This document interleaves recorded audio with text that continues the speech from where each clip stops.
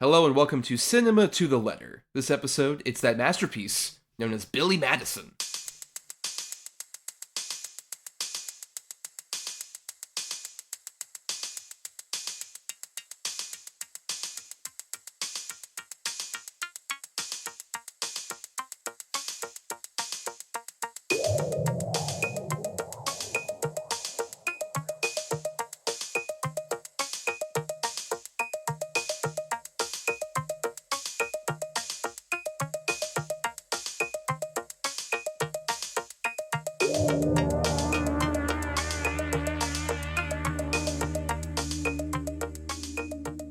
On Cinema to the Letter, we break down the very nature of cinema, letter by letter. For each episode of a season topic, we cover 6 films that fit a C for classic, I for indie, N for new, E for egregious, M for masterpiece, and A for atypical. Who doesn't love an acronym, am I right? I am Thomas, and stop listening to me, Swan! Oh, hello, I am Bryan, and I do wonder with the structure of our show if Billy Madison could spell cinema in a first or second grade spelling bee at all. C, I, R, are you going to the mall later? I'm laughing imagining Adam Sandler doing this already. It's amazing. The ultimate guest for Cinema to the Letter, truly. We need to get him on now in our Tarkovsky episode. Whenever we do that, I'm sure he has a lot of opinions. But we're not alone here, Bryan. We have a guest with us this week. You might have heard him on the old Double-Edged Double Bill show on this feed, or you might have heard him on our Patreon in the Cinema to the Letter era. He recently was on talking about The Critic with us last year, and he's a big Sandler fan in general. Scott Johnson. Scott, welcome to the show. It's good to hear from you, Bryan and Thomas. And I just got one question: do you have any more gum? More gum? More gum? No, sorry, we ran out, unfortunately. But welcome, Scott, to the Cinema to the Letter show. Now, fans of Double Edged Double Bill might remember back in the day you were on the Sandler episode we did of that show, where we covered Punch Drunk Love and Jack and Jill. But for the uninitiated, maybe go into a bit of your history with Sandler, but also this is our SNL Vehicle season, the reason we're covering Billy Madison today, this particular M for Masterpiece episode of our SNL season. So I know that does tie into Sandler for you, right? Your SNL history? Absolutely. I was born in 1988, so I didn't watch SNL when it aired, but I would watch a lot of the Comedy Central reruns. So I guess the casting that I gravitated towards the most was called the 90s Boys Club, which does include like Spade, Carvey, Farley, Nealon, Sandler, and yes, even Rob Schneider. But there's just something about that era that I hold very dear to me, just in terms of, I wasn't just watching stuff for kids. It's kind of like I saw comedy as my way to like, watch things adults like, along with my enjoyment of like Simpsons and Looney Tunes and things like that. And I always enjoyed the silliness and some of the mean-spiritedness of the 90s era that always like kept me laughing no matter what. And the big pinnacle of that is Adam Sandler, who's probably like the first celebrity I ever gravitated towards as like an icon. Just in terms of him, like he had everything. He was funny, he could sing, he was always be very memorable, and he could always nail it with whatever he did. And the movies he made, while immature, are kind of perfect for someone growing up because it's like you totally love that kind of silly mayhem going on. Yeah, he was definitely one of like the breakout stars of like that kind of early '90s period for SNL, and it's interesting also because like that's kind of during this weird period where like Lauren's a bit more on a high, with that stuff, and then near the end of that period, like in '95, famously he does like a full on culling of like 90% of the staff, including like Sandler and Chris Farley, fired from the show very infamously, and it's the reason why Sandler like didn't really come back except for like a couple of the reunion specials. He didn't host again until like 2019. So there's a bit of like interesting contention kind of period, but yeah, Bryan, we've been going back and forth on this throughout the whole season that like you weren't as aware of SNL in general, but I gave you that playlist with the YouTube stuff of the Sandler sketches, a few of the select ones. And how did you feel about his SNL period from what you gleamed of it? I mean, he's funny, like, we'll get into this, I'm sure, with the movie, but like there is something about Adam Sandler that is just, I don't know if it is specific to just me or, I mean, he was such a big star, but like there's something so funny about him, and watching him on those like sketches, like you get a sense of like obviously just the weird voices and the weird like mannerisms he does. Some of the ones with, I believe, Tim Herlihy that he was in, like you see him like break a lot, and you see him kind of like, I don't know, there's something, again, we'll get into this, I'm sure, but there's something always kind of ordinary about Adam Sandler. Obviously, he's always in like the basketball shorts and polos or whatever, and like you get a lot of that, and his humor is very crude and very like it was a lot of what I grew up watching, and I like hated it as a kid. Like I thought it was like really dumb and vulgar or whatever, and like now as an adult, I've kind of really come to love that stuff. I think he's just really hilarious, and like the few sketches I watched on there are like really funny, and he like, even in a sketch that he's not the lead, like the one with Rob Schneider where you like the sauce or whatever, which Oh, you're talking about the Pepper Boy one with Dana Carvey. Yes, which he is like Yes. in, I believe, but he's like kind of in the background. But when he kind of comes up when Schneider calls him to the counter, like he is just really funny, and there's something like just inherently funny about him in anything that he does, even in a lot of the later movies, which are not very good. But like you always kind of, and I think this is kind of the thing I think I said about someone like Will Ferrell or someone like that, like they commit, Kristen Wiig as well, like committing to the bit, committing to the joke, whatever character he's playing, whatever kind of like bit the sketch is doing, and he is like so perfect at that. I don't like, I was talking about with Ferrell that like he's very kind of situational. Like I don't really love every time Will Ferrell is utilized in a movie, but Sandler just kind of works, especially obviously around this period. But yeah, I really like those like sketches. I really want to kind of dig more into Sandler's like SNL background, and more of his like comedy background that he does of like because I haven't seen any of like the what are those called?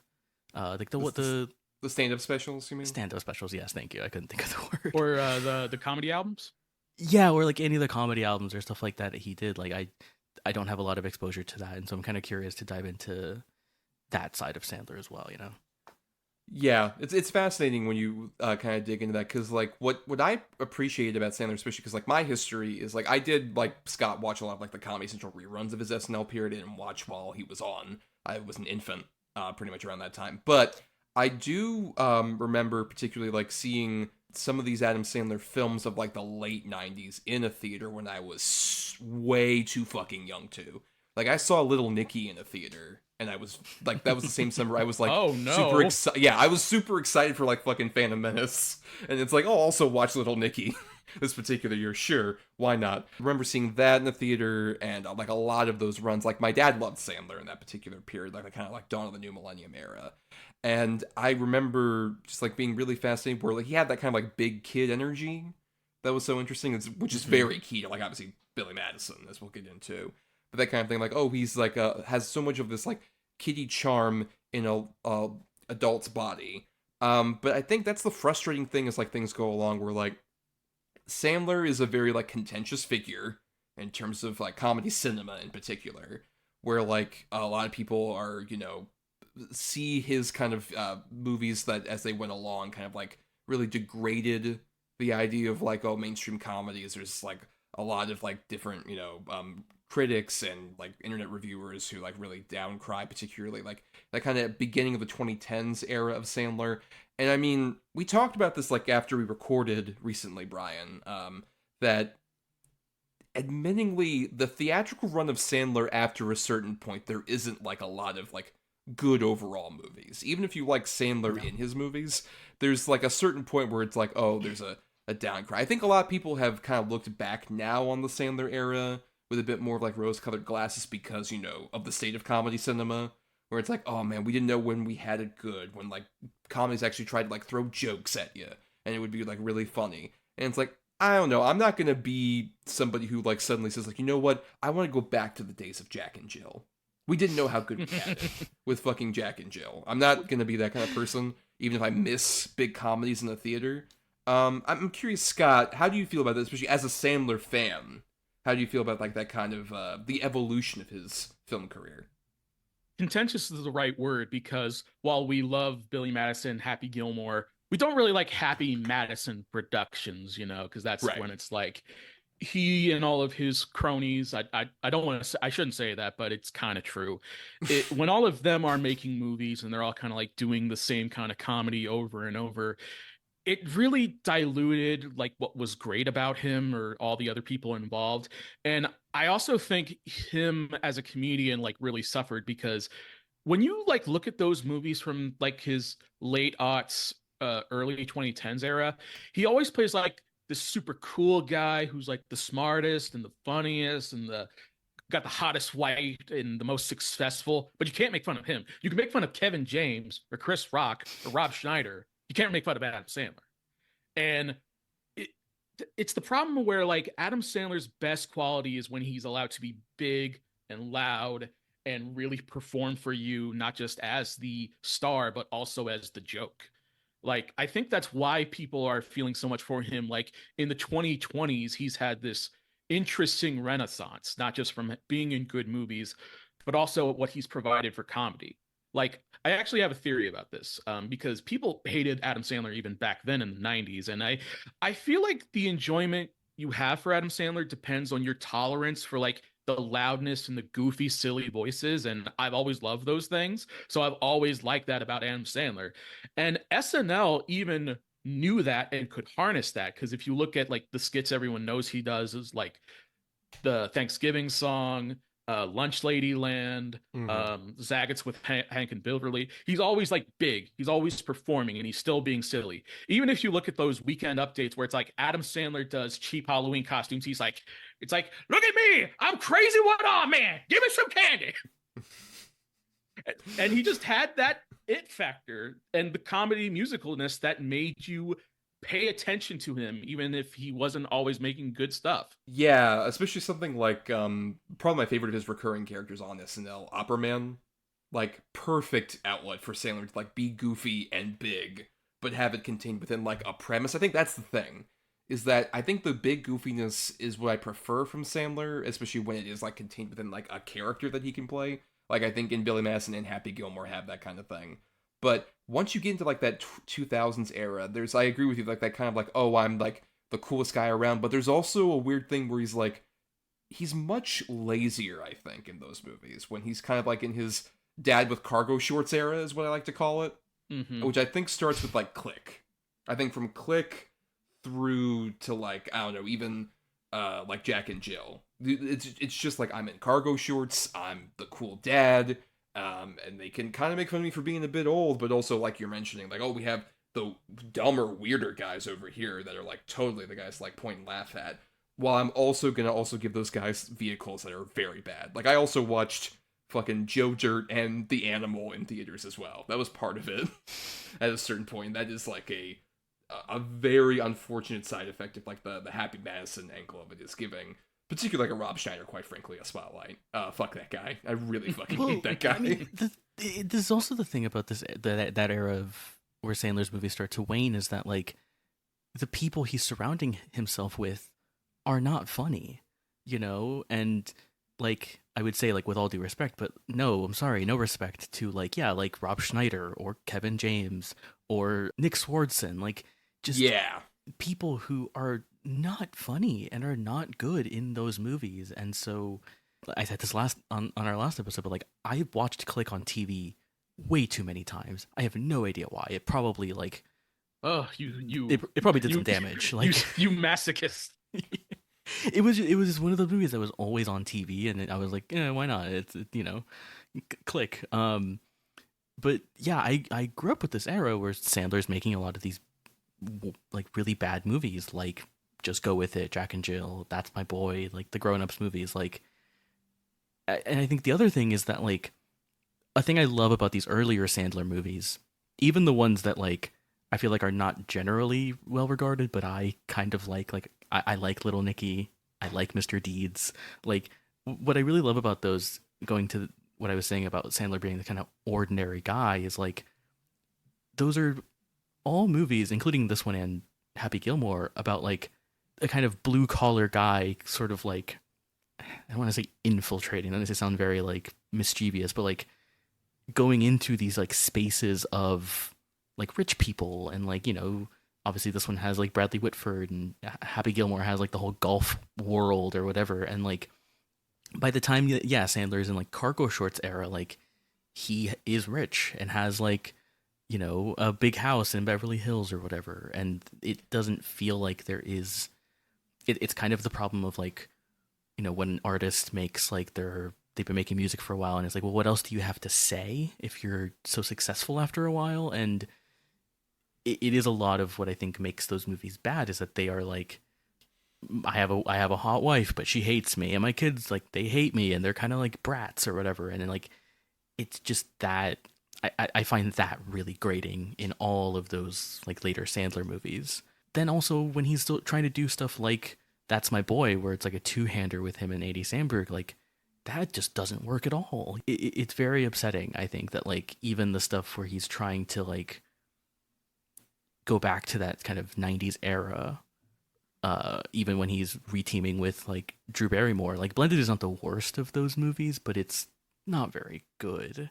Yeah, but I feel like when he finds a good partner like that, I think it works out better. Like, I think Barrymore obviously worked with like The Wedding Singer. Also, even 50 First Dates is a movie that on paper is like horrifying, Yeah, terrifying crazy. movie that you shouldn't work, but the two of them are so good together that it works. And I think even like Jennifer Aniston, I think he's found like an interesting kind of like coupling where like I think I recently saw Just Go With It for the first time. Not a great movie necessarily, but I think the two of them have such a great partnership that's worked out with murder mystery movies as well on Netflix. And I think that's also interesting that like if you track the Sandler era, you also kind of track like the end of mainstream comedies in theaters. Because like for a while his movies were making so much fucking money. Like from the 90s through like Jack and Jill, like they were making about $100 million. And Jack and Jill is like the first one that doesn't get over $100 million. And he makes a couple other ones that don't do well, like That's My Boy or Pixels, stuff like that. So, and right around that time, he immediately is like, I'm going to jump to Netflix. At the time when like people weren't doing that as regularly, he's got like the first big example of like a guy signing a deal with Netflix. And I mean, the first project that he put out with that being The Ridiculous Six, which I avoided for 10 years, but did watch for this particular episode. Oh, wow. I did pressure you into this. I'm so sorry, though. That's true. Yeah, you literally said to me just like, I had this horrible evil on me. You also need to have this evil on you. You also said the do-over, and I was like, I'm not doing the do-over as well with this, Bryan. No, I'm not doing fucking both of those. You might be like in the hospital if you watch both of those. Like, guys, I'm in the ER. I can't. I'm too Sandlered out. ER, straight jacket, man. Right, that's true. I mean, I will say that aside from Ridiculous Six, which I think is his like worst movie, I think a terrible, awful piece of shit that is like exactly everything that I hate about, especially like comedies on Netflix that run like way too long. Like that's 2 hours long. It's insane.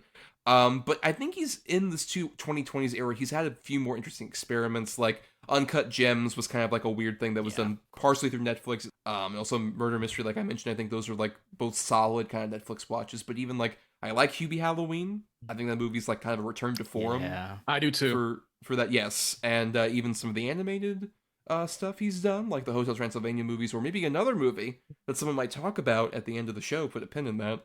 But yeah, how do you feel about like how his kind of like you mentioned, Scott, like his kind of renaissance? What do you think he's kind of provided in this renaissance that he's been missing for like the 2010s era?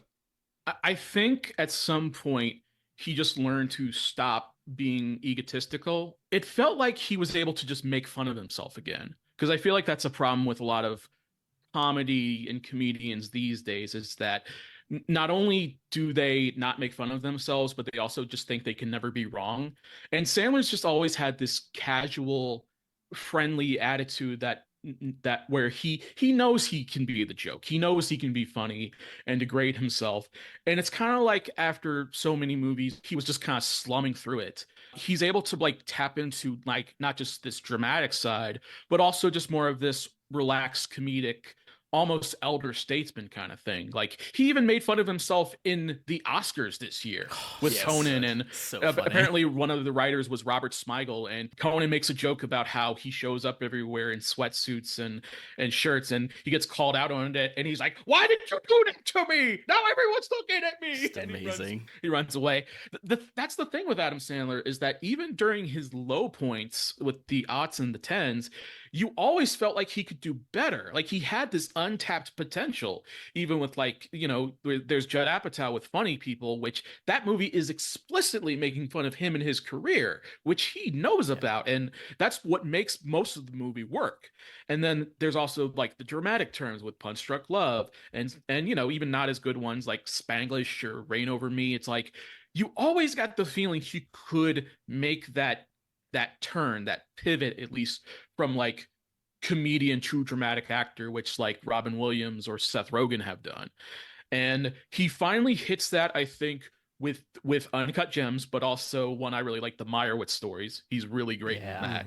And now he's, I think, found a level of comfort where it's like, I did my Netflix deal, I did my Happy Madison thing, I don't need to keep slumping it. I'm kind of happy with what I got. So now he just can kind of choose and pick and just be chill about whatever he wants to do. Yeah, I think the real kind of evolution point you see is in something like the You're So Not Invited to My Bat Mitzvah, which he is like a supporting role in. He's playing very much like a dad character, but it's very much in the opposition of like what you were talking about, Scott, where like he is constantly the butt of a joke, and he's constantly just like taking on like the whole like, oh, I'm kind of like the weird chill dad who is like almost too chill around people. Like it stars his two daughters, Sunny and Sadie, and there's a point where one of them goes to the movies with him, and like all her friends show up, and then he pops out and he's wearing a fucking robe and like basketball shorts. He's like, oh yeah, you get that popcorn? Oh yeah, let's get some of that popcorn. I love that popcorn. It's just like he's not in the movie that much, but every time he's on, he just hits his cue, and it's awesome.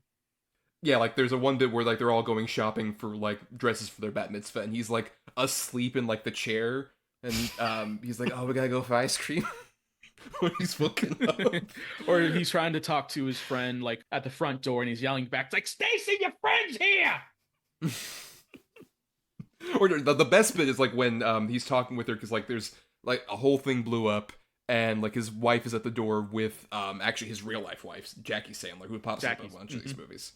Yes, but there's just, he's arguing with his daughter, and there's a point where it's just like, this is why we fought the Nazis, for you to do this. It's like a big Jewish family thing. So funny. So good. But yeah, I think there's definitely been a bit more of a realization of like what made him work previously, but also not a desire to just like kind of like have any ego about himself very much. Yeah, I think that's been really refreshing. And even also in the stand-up specials, which I think have been incredible, 100% fresh. And the I Love You special, I think, have done a really good job with that as well. There's so like the Phone Wallet Keys song is like in my head rent free. That's such a funny fucking song. Oh yeah, what's great about them is that they're kind of like his comedy albums, where like what's good about those is that they're all skits. They're all just like, it's not like Adam Sandler is like, I'm Adam Sandler, this is my life, this is how things have been. It's like, no, he's telling like 2 to 5 minute jokes with great punchlines, and there's like so many. I remember there's one where he keeps like opening a letter, and it's like, I will kill you in 7 days, sign Joe 1 foot, and it's just like they keep going on like that. It's like he's just has that I don't know, that oomph, that specialty to him that he really likes. I think he just really likes to make people laugh, and just like he likes that humor makes us feel good, and he knows now how to translate that and not go like, again, too up his butt like a lot of his contemporaries have kind of been, but just more in like a friendly, nice guy, like dad who makes you laugh kind of way. Yeah, I think the big contrast to that is like Chris Rock, one of his many co-stars, who I feel like is very much gone up his own butt. That's the reason. Yeah. I also feel like now, like in the 2020s, you know, when he did his Netflix deal, it was like, right, he's putting out like garbage, like, you know, the Ridiculous Six, and now he is getting to the point where he is doing more interesting stuff, like something like Hustle, which is kind of more of a dramatic role, but is more, it's a sports movie, or it's a sports drama, and it's very, very good. Or, you know, I will never watch Spaceman, but like that seems like a very interesting thing that he can do with that kind of Netflix cachet. I've seen Spaceman. It's not very good, but Adam Sandler's not the issue with that movie. No, yeah, he's trying a lot. I think the main reason Bryan won't watch is because it co-stars Paul Dano as a giant spider. No, can't do that. But he's so nice. No, not to me. He's like, hey, how's it going? I was like, terrible arachnophobia, and then I was like, oh, but maybe I can watch it, and then I saw like a screenshot of what the spider looks like, and I was like, no, never, I'll never. Which sucks because I love Adam Sandler, and there's an Adam Sandler movie I'll never be able to see, unfortunately. But oh well. Well, let's go ahead and jump into our subject for the evening, Billy Madison. Here I come! He's got the moves. Are you some kind of idiot? The look. The brains. Oh, really, Ford? Really? But to get his inheritance, he needs a diploma. I can do this if I set my mind to it. Class, say hello to Billy Madison. Adam Sandler. Now you're all in big trouble. Billy Madison. You want some more of that? I didn't think so! Rated PG-13. So, Billy Madison came out in theaters on February 10th, 1995, and is co-written by Sandler along with Tim Herlihy, who was referenced earlier, who was a big SNL writer and has collaborated with Sandler on multiple projects like Happy Gilmore and, a lot of even the lesser movies that we've kind of referenced here, like Ridiculous Six even. So, good with the bad with Herlihy and him. Also notably directed by Tamara Davis, who has an interesting career in that she did a lot of like music video stuff with like the Beastie Boys and a couple other people like that. But she also has this curious kind of like career of like doing a lot of like comedies from around this period. Like I know, Scott, you recently saw CB4. You logged that recently on Letterboxd, which is one that she directed. Also Half Baked, of course, which would the Dave Chappelle Vehicle. She owned Comedy Central throughout the 90s. I gotta say, 100%. I watched those movies so much on Comedy Central. Yes, and I think it's interesting because this is very much like the first Sandler Vehicle. He'd been in a couple movies prior to this, like his infamous first movie, Going Overboard, which I would never recommend anyone watch because it's basically it was a movie that literally like they hired Sandler off of him being like stand-up. And they had no script and just had a cruise ship for like a week. So it's Sandler doing bits on a cruise ship with like a vague story around it. And it's very bad. Like Let Them All Talk, like the Steven Soderbergh movie. I wish. Oh my god. There's no Candice Bergen helping out with that. Or if it was like Roger Corman Going Overboard. No, that's true. Like more of a horror movie. Yes. But yeah, so this is his first vehicle. And I think you noted this on Letterboxd, Scott, and I think I do agree. This is so the blueprint for like every Sandler movie. Truly, you just get like all the different beats, everything about it is like really outlined here. It's so special in its own kind of way, which I know that people kind of see like the early Adam Sandlers as all kind of blending together.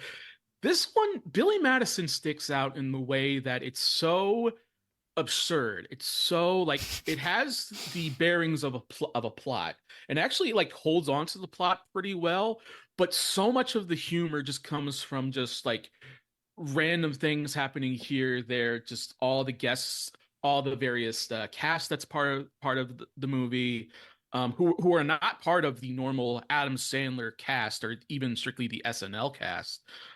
You have so many jokes about like, swearing and fuck ups and drunks and porno mags and just even turning like taking this like man child and putting him into the school is a great fountain for comedy because I feel like what Sandler gets here that lots of man child movies have problems with is that everyone kind of treats Billy Madison differently. Like some people like him and are charmed by him, but other people like hate him and think he's annoying and he has to win those people over to make you like him.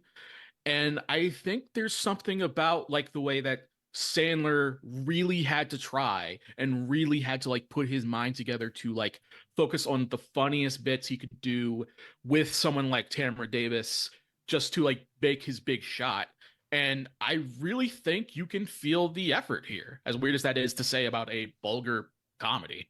Yeah, you absolutely feel like so much of his energy in this movie, and like Sandler's like comedy style is very juvenile anyways, and so putting him around a bunch of like small children is really funny. And like it is interesting. I'm still trying to figure out what makes this kind of man child kind of movie work, where again, someone we talked about last week, Will Ferrell, like he does that shtick a lot, and he like it's kind of one of the things I find a bit grating about him. But when Sandler does it here, especially in this movie, like it is hilarious. You know, I mentioned kind of this kind of like underdog kind of thing with Sandler. You know, and it's very present in this movie, right? Contrasting with like the Bradley Whitford character. Something we lose in the later Sandler movies is like there's a really sweet core to this movie. You know, like there's a lot of like kind of mean-spirited jokes. It's very crude, it's very vulgar, but like at the very center of this movie, it's very sweet and it's very nice. And he, like Billy Madison as a character is not like an asshole necessarily, which I think is like it's something that I think a lot of comedies don't do right and kind of mess up in terms of like portraying a character. Yeah, he's like lazy and like you know there is certainly a good deal of like misogyny in this movie, but like there is a very sweet core to this movie, and I think a lot of the later Sandler movies and a lot of like the comedies that follow in the wake of this movie like just don't really get right, you know? Yeah, I definitely feel that. And it's interesting given like the basic premise of this kind of details like, oh, maybe he wouldn't be the most likable character. Because like basic premise of this movie is that the titular Billy Madison is the heir to a massive hotel fortune, and like mainly spends his days getting drunk and chilling with his friends, played by Norm Macdonald and Mark Beltzman, while like not taking any responsibility. And his father, played by Darren McGavin, is nearing retirement and is trying to consider like, oh, I wanted to like give the business over to Billy, but I feel like I just, you know, lost my way with parenting him. I was too focused on my job, so he's kind of a delinquent and won't be able to like really take on the responsibility. So I want to leave it to my top employee, Eric, played by Bradley Whitford. And Billy is still adamant about like, no, I want to take over the business. I want to do this. How do I prove this to you? Like, I passed high school, right? And his dad says, no, actually, I paid off every single teacher you ever had to pass you, even from like first grade forward. And so Billy's like, wait a minute, how about I go back to school and I use 2 weeks to like do every single grade, so first through 12th grade, and if I pass all of this by the end of like that 2 week per grade time, then I'll be able to take over the business and Eric will not. And that's an incredibly simple premise. It also feels like, you know, a bit more of like the privilege angle. That's like, how can this guy be like inherently likable? And what I like about the movie is that they do acknowledge that. There's multiple times where like Brigitte Wilson, his love interest, is very adamant about like, well, yeah, you have like all this fucking privilege to be able to do this. How dare you? But it's through actually encountering Billy where it's like, oh no, Billy's like a sweethearted person. Even if he has like, you know, he's might be a bit horny, wants to touch the hiney, as he says later, and stuff like that. There's still like you're mentioning, Bryan, like an inherent sweetness to that character that makes like his like silly like radical behavior work. Because like this is also in terms of SNL, this is very much like I think the evolution of like the snobs versus slobs thing that we got from like Animal House. Animal House is like the start of that kind of thing.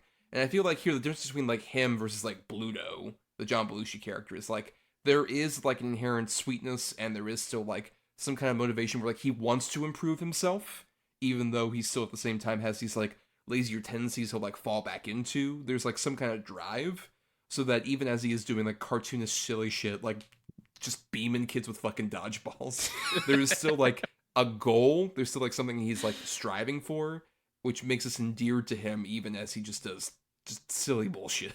Yeah, there's so much I really like about it, because even though like I do really love the sweetness, which sometimes Adam Sandler's movies can get too schmaltzy, too trying to make you cry, and lots of these kinds of movies can try to like redeem like the man child even if he's like totally unlikable or kind of like should be in jail. But Billy Madison has just like the right balance in terms of like, because he is a man child and he doesn't really seem to have a social activity. I mean, like even when he's with his buddies, they like to set fire to poop and watch people take a stomp it out. That's high school stuff, which, by the way, a great use of a swear word is that he called the shit poop. Yes. And he also knows how to channel into that rage, like the shouting, the screaming, like just the frustration that's always at himself at the core of these. But yeah, I agree with you about the yelling. Like the way he just says Eric when he yells Eric is like perfect. There's so much like the delivery thing. Even there's also an early scene where he does like the gibberish like at the dinner table like early on. Yeah. Which I think is just like it's full on fucking like classic Sandler dudes like jabba boo, boo. And I'm that shit is like it appeals to like a very lizard brain baby part of my fucking mind. Yeah. Where it's just like he's just doing like dumb gibberish bullshit. He's just going at it. It is incredibly juvenile, and like the premise of this movie makes like no sense if you really think about it. Like the plot of this movie makes zero sense in any way. Like from Billy's perspective, from like the Department of Education's perspective, like it makes no sense. But like like the comedy, like there's something like very lizard brain about it, and there is something like I think of like the very beginning of the movie when he's like in the pool on the floaty and he's just doing like a song about like suntan lotion, and it's just like it's this thing about Sandler, like he is just so capable of selling that, even though it shouldn't even be a thing, like it shouldn't be a bit, and it works so well. Like the thing I always think about with like Sandler is the press conference for Punch Drunk Love when it premiered at Cannes, and one of the guys, like someone asked Paul Thomas Anderson, like, why did you cast Adam Sandler in this? What did you see in him, or what movie did you see? And he was like, he makes me laugh. Like he walks funny and his head looks funny, and like he's just like so good at making you laugh. And like I think that's a lot of what makes this like movie work. Like right from the get-go, right from that first scene, like he is trying to make you laugh immediately, which is like it's what makes him like so special. I think people wouldn't consider Billy Madison an SNL movie, but it's like it has the most building blocks of when Adam Sandler was on SNL. He would play characters like this. He would have comedy like this. They would highlight his singing ability. So he just sings all kinds of things with the suntan lotion or back to school, Yes. which he never says school. He just goes school.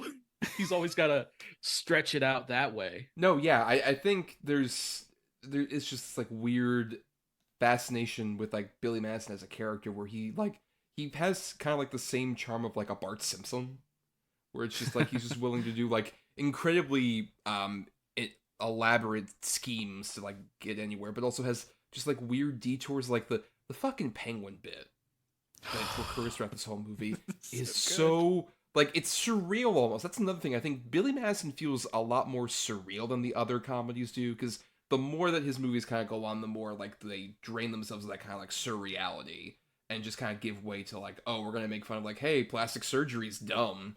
Why do people do that and shit like that? That just doesn't feel, that feels like much more punching down, mean spirited, as opposed to like fucking Billy Madison being like, it's too damn hot for a penguin to be walking around here.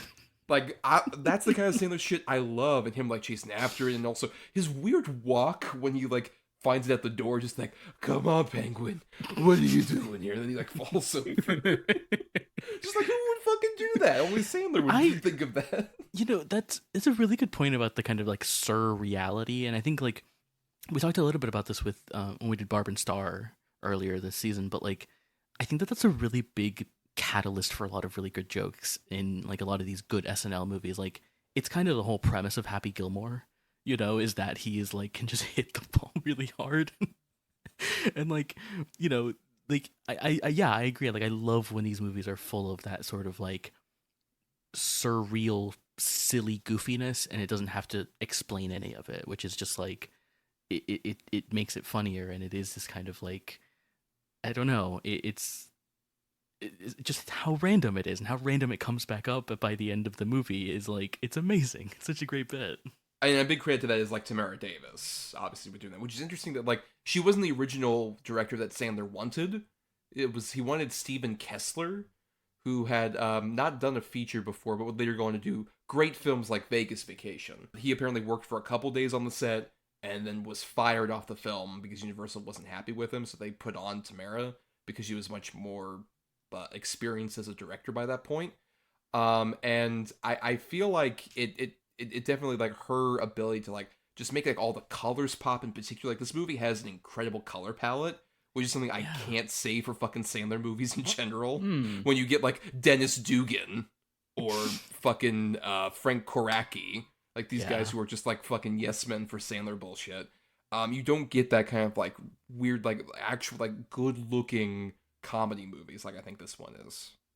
Yeah, I think because she just comes from a different world than Sandler and his buddies. Like she was like a very artsy person. She was like close friends with Michelle Basquiat, and she was married to Mike D from the Beastie Boys, and doing music videos and doing all kinds of things. I think she was able to get these good things out of Sandler, like kind of like highlight the best things about him while also taking away things that would drag down other Sandler movies. And she's done other comedy movies, but I was actually thinking of other stuff she's done because I haven't heard from her in a while, and she's mostly a TV director now. And things I've seen that have like a Billy Madison feel, even modern day, is there's this show called The After Party on Apple TV Plus, which she directed the finale of, and she's done like good episodes that are kind of like knockoffs of other genres. Like one is a steamy erotic thriller with Tiffany Haddish, and she is with the unsub and they're making out and like smearing and pressing food on each other, and it gets gross, but then it elevates to where it becomes funny. And then this was a big one that made me think of Billy Madison, is that she directed an episode of Crazy Ex-Girlfriend, which was the third episode, which has a boy band made up of four Josses and the I Have Friends song. Yes. I Have Friends is so Billy Madison. Oh my God. Very much agree with that. Also found it interesting, she originally had a job in at an art gallery, but quit to take an apprentice position at American Zoetrope, like during the production of One from the Heart. Oh, damn. Like when they were trying to do like, oh, we're going to be a movie studio, but also we're going to have like an entire thing where you can learn like a whole school kind of thing. Like during that brief window before One from the Heart completely bombed and that entire dream failed, she was part of like that group of like students learning from like Coppola's entire camp. So you kind of get that. There's a bit of One from the Heart vibes in Billy Madison.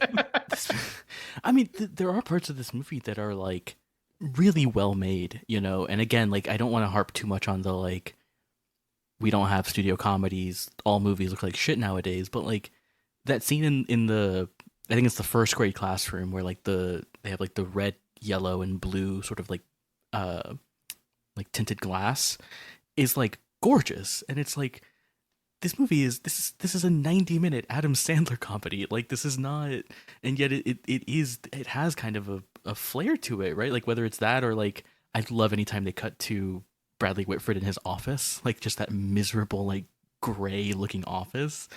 I don't know, like I agree, like it pops. Or even just kind of the like the really fun scenes of all like the graduations that he keeps having, which is also just an amazing bit. Yeah, like those scenes like really work, and there's a lot of like stuff going on, and like I don't know, this is a way better directed movie than it like needs to be. And like I agree, like just the colors really pop, and like even just like the production and costume design, like all the outfits and everything look really great. And even like Sandler's outfits like look really cool. Like I don't know, it's just like way better made than it should be. And I think part of that is just because Tamara Davis like knows what she's doing by this point. Yeah, I like how particularly like in the elementary school scenes, everything looks like much more colorful and vibrant. And with each grade, you kind of get like the lack of color. It almost kind of feels like you can feel it along with Billy of like, oh, all the like joy of this is kind of like seeping up, particularly by high school, where it just looks like much more plain in a way where it's just like, oh, I fucking hate this environment. I want to go back to having sloppy joes with my elementary school friends. My favorite, the hardest laughs in the movie is when he goes back to the school and then the kid's like, I can't wait till I go to high school, and he like pauses and takes like a super long break. Is like, no, you don't. Don't ever say that. Cherish this time. And he's like shaking his yeah, and like the great sound effect of like the kid flopping around in his hands. The sound in this movie is so goofy. I love it. The composer for this movie is Randy Edelman, who's done a lot of like 90s movies, and you kind of hear like the various themes throughout the movie. Like they have like that regal theme that plays whenever they're at the mansion or when you focus on Eric or the prestige of the school. But then it gets pretty silly. The way they use like the classic rock stuff for Billy Madison, the music video, of course. I also think about like when Adam Sandler is with all the kindergartners and they're all like doing arts and crafts and he's eating paste and there's like that weird like hey, what country of folk we be? Or also the lunch lady scene. Did you notice how like the music gets really sinister when the lunch lady's there? Yes. Really good. All the lead up to lady, you're scaring us. It is so good. Yeah, I also love the production design of this movie in terms of like Madison Manor is like the perfect comedy movie mansion. I think, where it's just like the big elaborate like fountain and all this other stuff. It feels like just perfect for like this is what a child would imagine a mansion would look like, basically. Yeah, into those graduation scenes, which are like there's like a fun house. There's like I love my favorite one is Bradley Whitford playing the what's he's tied the three-legged race. Yes, the three-legged race with the kid where he's like, "Come on, kid, what are you doing? Come on!" He's like dragging him on the ground. It's so funny. We've been referencing him, but Whitford is the perfect comedy villain so as well good. for this Such movie. a fucking weasel. Right. Yes. Very interesting fact that he was not the first choice, because Sandler wanted Bob Odenkirk, who at that time was an SNL writer. Wow. And also then Mr. Show to play that part, which I think would have been great. But also he suggested Philip Seymour Hoffman, who auditioned and was offered the role, but turned it down. And apparently Sandler called him asking, like, why'd you turn it down? And he just frankly said, I just didn't want to do it. That would have been fascinating. And I can see that because both him and Bradley Whitford were in Son of a Woman, where they're both playing like preppy assholes. That's true, and also it feels kind of like the more likable version of this character was him and Big Lebowski. Yeah. I could see that being probably what he would do. But Whitford rules in this movie. I think particularly like the laugh that he does, which Sandler imitates perfectly, is like the perfect Weasley laugh. And even as like the way that scene where during the montage where he's tracking Billy Madison's like progress and has like the little thing with the popsicle stick of his head that like and he goes like first grade, second grade, third grade, like feels like what it's almost like the Riddler from Batman Forever shit. Yes. It's so weird, but I love it. I think like by the end of this when he like breaks down, he like has the gun. Oh my god, it's just amazing. He's just cackling crazy. That and him doing like Hamlet. Yes. So funny. Which I do love when that scene happens and then Adam Sandler eats his lunch in a way that's like, that is so great. Like when Adam Sandler does the Auntie, oh, there's the thing, don't die, don't sleep, no more. I would actually bring up a lot of the cast because I feel like there's lots of like one-off players, but lots of the side characters and other things. Like I really like Larry Hankin as Carl, who's kind of like the other executives, who's pretty like cool and chill. He's a great foil for Eric because he's always like a lot more relaxed. And it's like, I don't know, man, Billy's got something to him. And I think about the scene when he, cock blocks Billy Madison for making out. It's like, hey, I think Eric's kind of got it out for you. It's like, oh yeah, I bet he did that evil laugh of his. How does it sound? Oh, I know.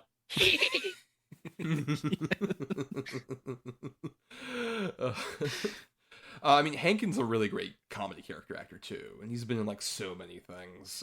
Like he was in The Jerk or the film version of Annie from the 90s, or even as recent as he was in the El Camino, the Breaking Bad movie, speaking back to Bob Odenkirk. He's a wonderful character actor. But I mean, there's also, we should mention, there's a couple different SNL people who pop up in this movie. Like Norm Macdonald, we've said previously, but just like a wonderful spice to put in movies. He didn't have many lead roles when he was in movies. Like I like Dirty Work, which is his one like big vehicle that he got. I think is like a fun movie for what it is. Kind of feels like almost a parody of the Adam Sandler comedy. When it comes around in like the 90s. Like even the bit where like Billy's in school and he just wakes up just like, hey Billy, I heard something funny. Oh, where is he? Oh, he's in school. Oh yeah. He's got some pretty good like that great flat Norm Macdonald delivery, like I remember when I graduated first grade, my dad just said, "Get a job." Yes. Or one that got me with the more recent watching is when the news broadcast of about Yes. millionaire school child bribes principal. And he's like, wait a minute, maybe he's talking about someone else. How do you feel about, especially Scott, like with him, obviously, like he didn't transition as well into movies, but he was massively popular and stuff, particularly for like the Weekend Update stuff. How do you feel about Norm in general? I've always liked Norm. Norm always just has that particular charm and funniness and that affectation that's always made him good. He's not really been, of course, I can't really think of any like movies he's in aside from this one that I would say are good or great. He's really good in Klaus, I would say. That's one of his last movies. Oh shit, I did not realize that. He plays the captain guy who like leads everybody over, like the sea captain dude. Yeah, okay. Yeah.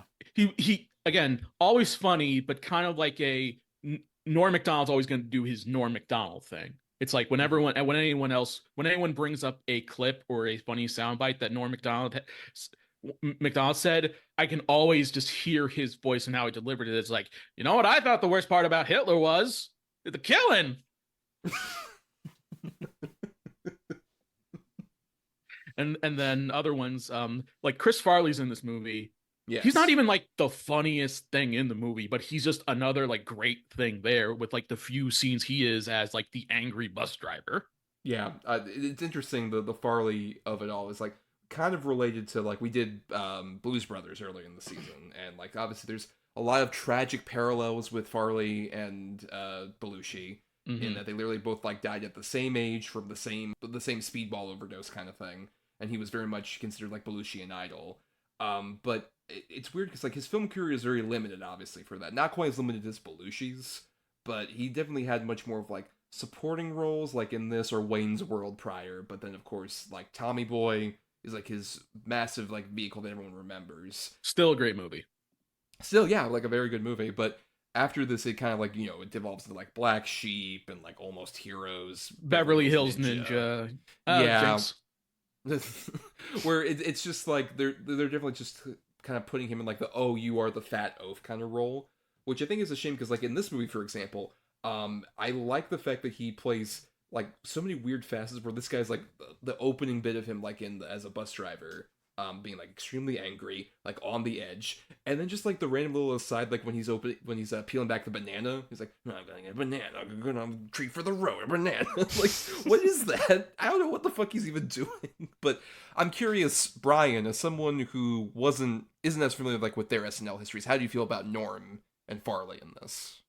I really love Norm Macdonald in this movie. He has just amazing lines. That one with the TV is like, that one just got me so, like the way he makes everyone like slowly turn around to look at the TV is amazing, and like is the perfect like kind of bit role in this, like where he pops up, like you said, like that scene where he's like, oh yeah, Billy's at school. Yeah, I forgot. Like it's such a perfect like cut back to him to like just for a little bit of that. Or with like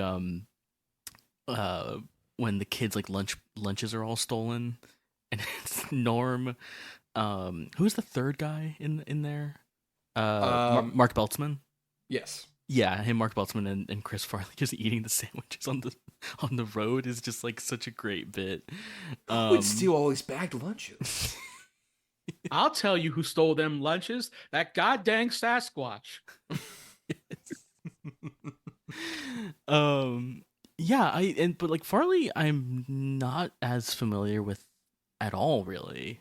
I guess like it's been forever since I've seen Wayne's World. Apparently he's in Wayne's World, but very funny in this, I think. And like you could see how that kind of character would overwhelm a movie, like we talked about with again with Barb and Star. We talked about the which Wayans Jr. is it? No, Damon Wayans Jr. Damon Wayans Jr.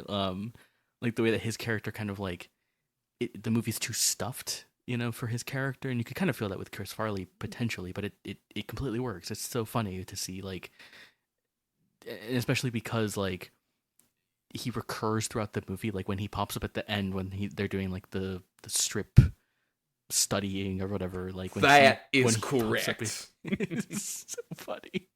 Or even in the makeout montage, it's like, who does he get? The best character, the Penguin. Oh, my OTP, Farley and that penguin. Yeah. It's such a beautiful relationship.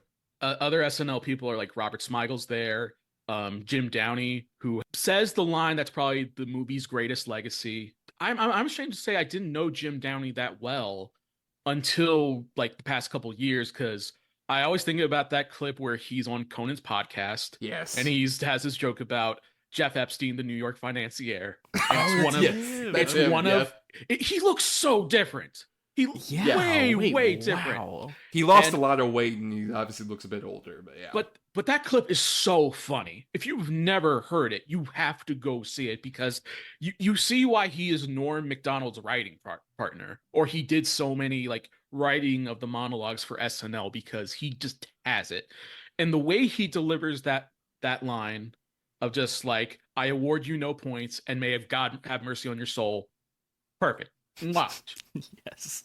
Even also the recurring bit of him just like really hating his wife, just like my cheating ex-wife. I love like, the different like tiles on the like Jeopardy board or whatever. Like yes, like my wife sleeps around.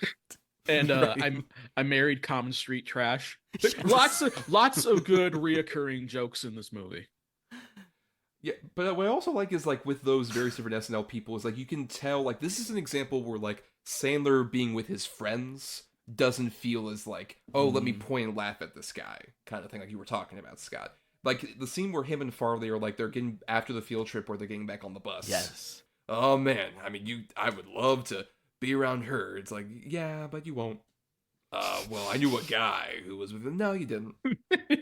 Well, I mean, you would have to imagine it'd be pretty great, right? Like that back and forth feels just like two very talented comedians playing off each other instead of just like, hey, this guy's fat, look at him. Like, you know, it's a shame that Farley passed away, and there's like so much like tragedy in him, but at the same time, I'm glad he didn't just become like the Kevin James, because that would have happened, right? That totally would have fucking happened. God, he would have become like the Kevin James part of like, look at the fat guy over there. And I would have never wanted that. Yeah, the desperation, especially in like the last couple of years, are not fun to watch. No. And you know, I want to bring up like other people in this cast. You said, we haven't brought up Bridget Wilson, who plays Miss Veronica Vaughn. Amazing. I love that character. She's so good. She's probably my favorite out of every Adam Sandler love interest, which you know, a bunch of them actually have VV in the names. I love Veronica Vaughn. I also have a soft spot for Vicky Valancourt of The Waterboy. Yes. But she has that really good arc of like, she thinks he's stupid and this is acting dumb. And the first time they're doing the third grade, he has the infamous "Today, Junior," and she immediately just grabs him by the ear and takes him out. It's like, what's wrong with you? How dare you make fun of that kid? I can't hear you. I'm deaf. That scene, I think, and an earlier one, but like that scene in particular is like really crucial to, again, this kind of like the sweetness, but also the kind of like very much contrasts the kind of later, like the mean-spirited kind of jokes that like Sandler movies have, where like the movie is calling Billy Madison out on this and is being like, what the fuck are you doing? Like, come on, stop being an asshole. That, or like, again, where the movie acknowledges when she asks him, like, don't you think it's a little pathetic that you're like an adult and you're redoing school or whatever? And he's like, yes, I do. Like, there's an acknowledgement of that there, which I think is like, it's really crucial, especially in a movie as like ridiculously stupid as this, that like grounds like the emotion more, I think. And I think I agree. Like, she is like great because I don't know.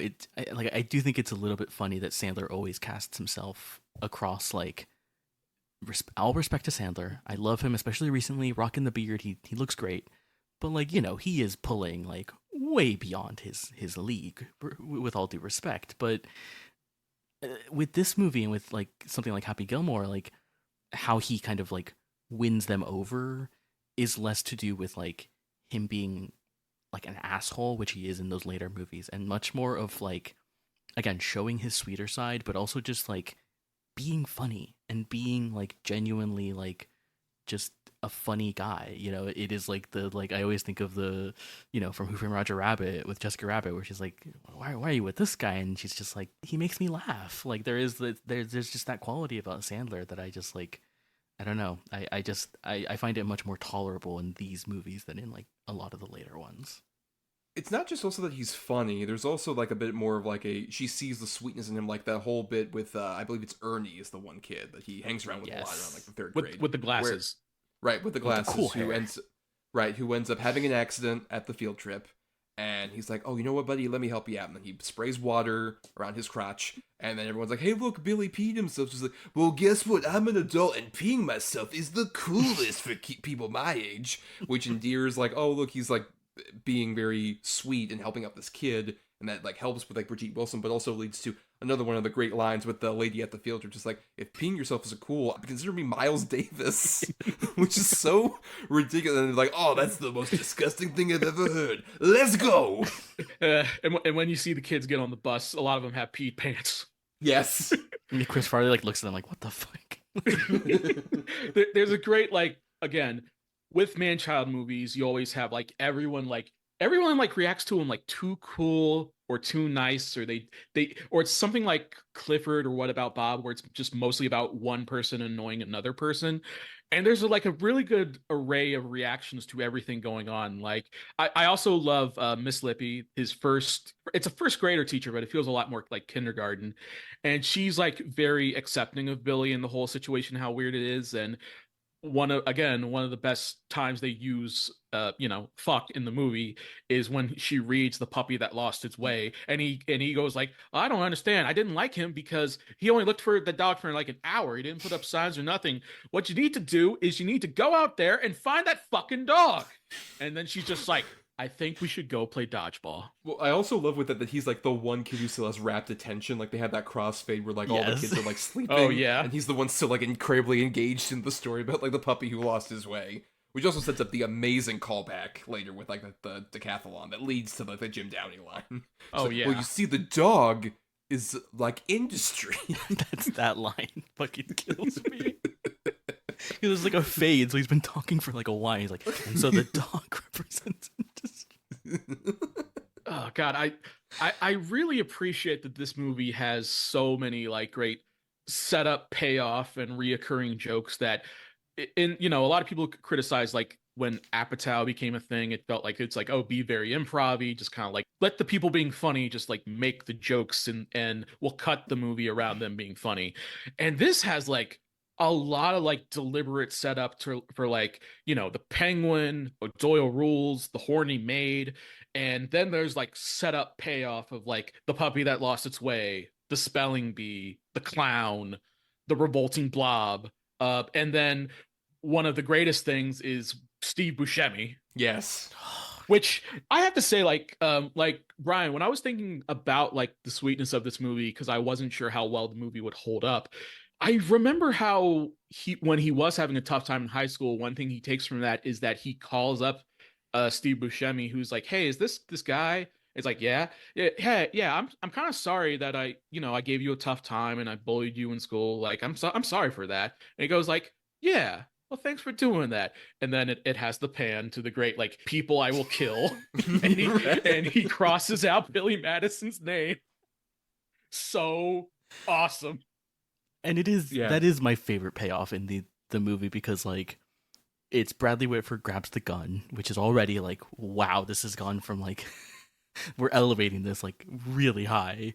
And then Buscemi like shoots him in the ass, which is just so hilarious. And even like there's one gag in there that in theory I think wouldn't hold up that well, which is like after he crosses out the name, he puts on lipstick. Which I figured like, is this like trying to be like almost like a Silence of the Lambs-y kind of thing? Like, yeah, that's what I feel figured. like that. Right, but it doesn't feel quite like that. It feels just more like this is him at like his more comfortable state. That like he almost has a bit more comfort. And I also want to shout out, I love that scene is set to Telephone Lines by ELO. And they literally have Steve Buscemi say hello at the same time that Jeff Lynne says it in the song. That's I think it's just like a really funny, like a timing that also feels very much like Tamara Davis. Like really like implementing that. Also just one of my favorite songs. I love ELO. But Yeah, I mean, other people. We mentioned Robert Smigel. I love Robert Smigel's bit when he's first introduced in this, where he talks about like the chlorophyll, and he's like, "Now, that means the the electrons react to that, and they're not happy." I love that reading so much.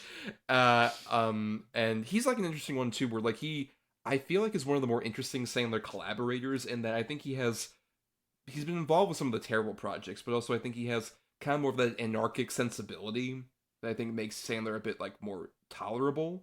And Brian, this guy's also Triumph the Insult Comic Dog. That's his big claim to fame. Okay. Yeah, he's got a really interesting career, because the funny thing SNL wise with him is that he was a writer and he's been a longtime Sandler collaborator, but he actually like gets more involved with the cast after Sandler leaves, because that's when he does TV Funhouse. Yes. And all of those various shorts, very funny. He voices a lot of them. And then TV Funhouse would kind of branch off into its own thing on Comedy Central with him and funny enough, Dino Stamatopoulos.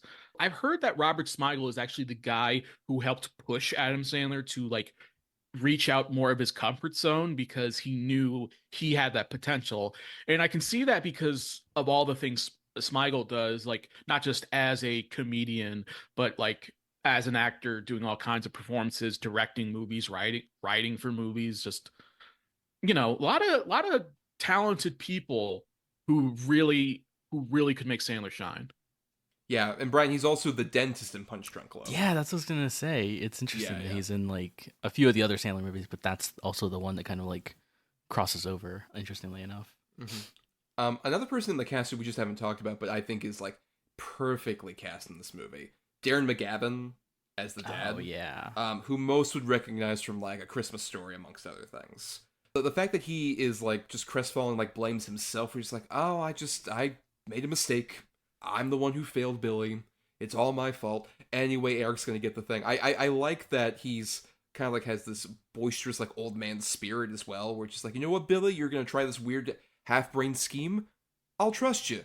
Let's do it. And even like when he finds out like Billy has been framed later on for like, oh, I didn't actually like bribe anybody. He's been proven innocent.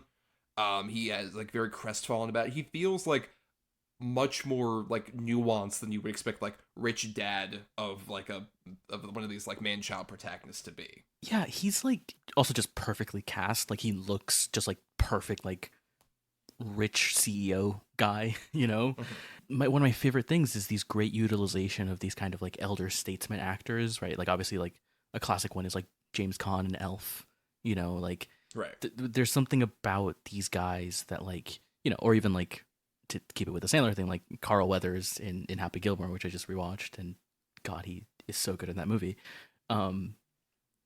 Like I don't know, I really like that utilization and how they can kind of play on obviously the persona of Darren McGavin for this movie. I don't know. I always kind of like when there is like a casting like that in these comedies. I think the one actor who we just haven't talked about much is Principal Anderson.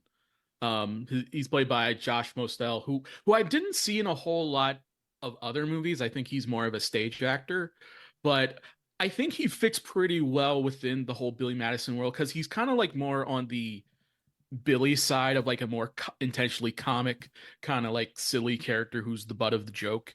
Like I love when he's introduced and it's not Billy who says it, but when notes are passed, it's like, I see you passing notes. You want me to read this for the class? It's like, we all love Principal Anderson. I can't wait for that fat tub of lard to set on fire.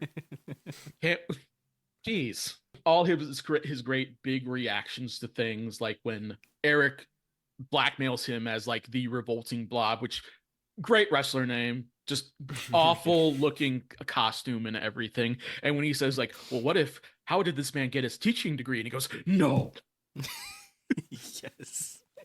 It is also, again, the kind of like random silliness where he like pulls out of a wrestling magazine and is like, oh, I have this thing here that like, what is, like, it's so ridiculous. He's like, I'm a subscriber. Like, what? What I like about Josh Mostel is like there's a bit more, it kind of like fits into this like innocence as well, despite him being like this authority figure. Like I love the bit where like the kids confront him at his house, and he just has like the oh, I'm so happy that you children have come to surprise me here at my home. But also I don't allow kids around me without adult supervision. And shit like that. He's like really like trying to kind of hide behind his cowardice. Even like when he does his press conference where he blames Billy, he literally says like, "Sorry, Billy. I'm so sorry." Yes. There's a bit more of like an endearing quality. It doesn't feel like we're once again like in a later Sandler movie, that guy would just be like, "Look at that fat fuck over there. Isn't he fat?" I think they do a lot more interesting nuanced stuff, even as much as he is also kind of like a bit of the target of like a homophobic joke with like the Valentine's Day bit. Mm. Where he's just like, but it's still his reaction is so funny. We're just like, "P.S. I'm horny," and he's just like, "That was that. I guess I am." which I like it, that joke comes back later where he's like at the graduation where he's like, "I'm still horny, by the way." Yeah. It is amazing like how well when I watch this movie again, because again, watched this so many times as a kid, not just on cable, but we rented the VHS tape all the time. I would watch this, and when I was watching it's like I know half of this movie's script. And I was surprised at how much of this movie like holds up super well. And I think like there's a couple of things that haven't aged well. Like there's that stuff with like the "I'm horny." There's like a transphobic thing with the porno mags. Yeah. There's the whole like grabbing Veronica Vaughn's breast, which at least they make a note of that. It's like, "That's assault, my brother. You double dare me." But other than that, because it's so absurd and surreal, and it's mostly focusing on like cutting for like maximum bits and jokes, that's helped it age really, really well. There's always, I mean, it's a 90s comedy. Like there's going to be something that just like hasn't aged well. I think also what I like about the scene on like the bus is that like after he does his whole like bit of like pretending to fall over or whatever, she like says like, "I double dare you," kind of like in a very sort of knowing way, which I think is like, it's another thing that I think is like the movie is constantly sort of calling out Billy's like behavior. And I think a thing that I think this movie like very smartly does with its plot is it avoids any of like the high school stuff, which admittedly is my least favorite part. Like I like the teacher we just talked, what was his name? Smigel, yeah, like I like him, but like the rest of that scene I don't really love. And like it is like a very smart decision for the movie to be like, we're gonna get rid of the high school stuff, we don't need any of that, and instead we're gonna do the decathlon, which is ridiculous in its own way. There's jokes in this that shouldn't work, and I hate to be one of those people who's like, you couldn't make this today, obviously, because of woke, but like this movie is a lot smarter about like its plot of having this like grown man around all these children than like it should. Like a scene that I think is like super sweet when it gets in like is when Billy gets to the classroom and Miss Lippy? Yes, right. It's just such a silly name. Like that scene where like he walks in and they all do like a group hug is like so sweet and is like so like adorable. And I don't know, there's always like stuff like that I think is like, again, this is kind of what I've been saying, but there is always this like sweetness to this movie that I think is like, yeah, it still sort of holds up in that regard. I think another example of that is like the scene where it's him and that glasses kid in like the third grade, where like he has him call Brigitte Wilson and just like about like, just like, would you ever date somebody? Ask her if she'd ever date somebody from class. And like he like picks up the phone and it's the whole thing, but like, "Oh, see, look, only grown-ups are interested in other grown-ups. What about Billy? You're more of a grown-up than Billy." I love that. And the way that scene ends where Billy's on the other line and he speaks up and he's like, "Oh, meet you tomorrow, Miss Vaughn. You blew it." Yeah, but you blew it. Yes. God. I was kind of thinking a lot just with like, again, the man-childness of this movie is handled so well because I feel like Billy being just like, I don't know, he's just not around people enough. He's only with like Frank and what's his face? I feel bad we keep forgetting his name, Frank and Jack.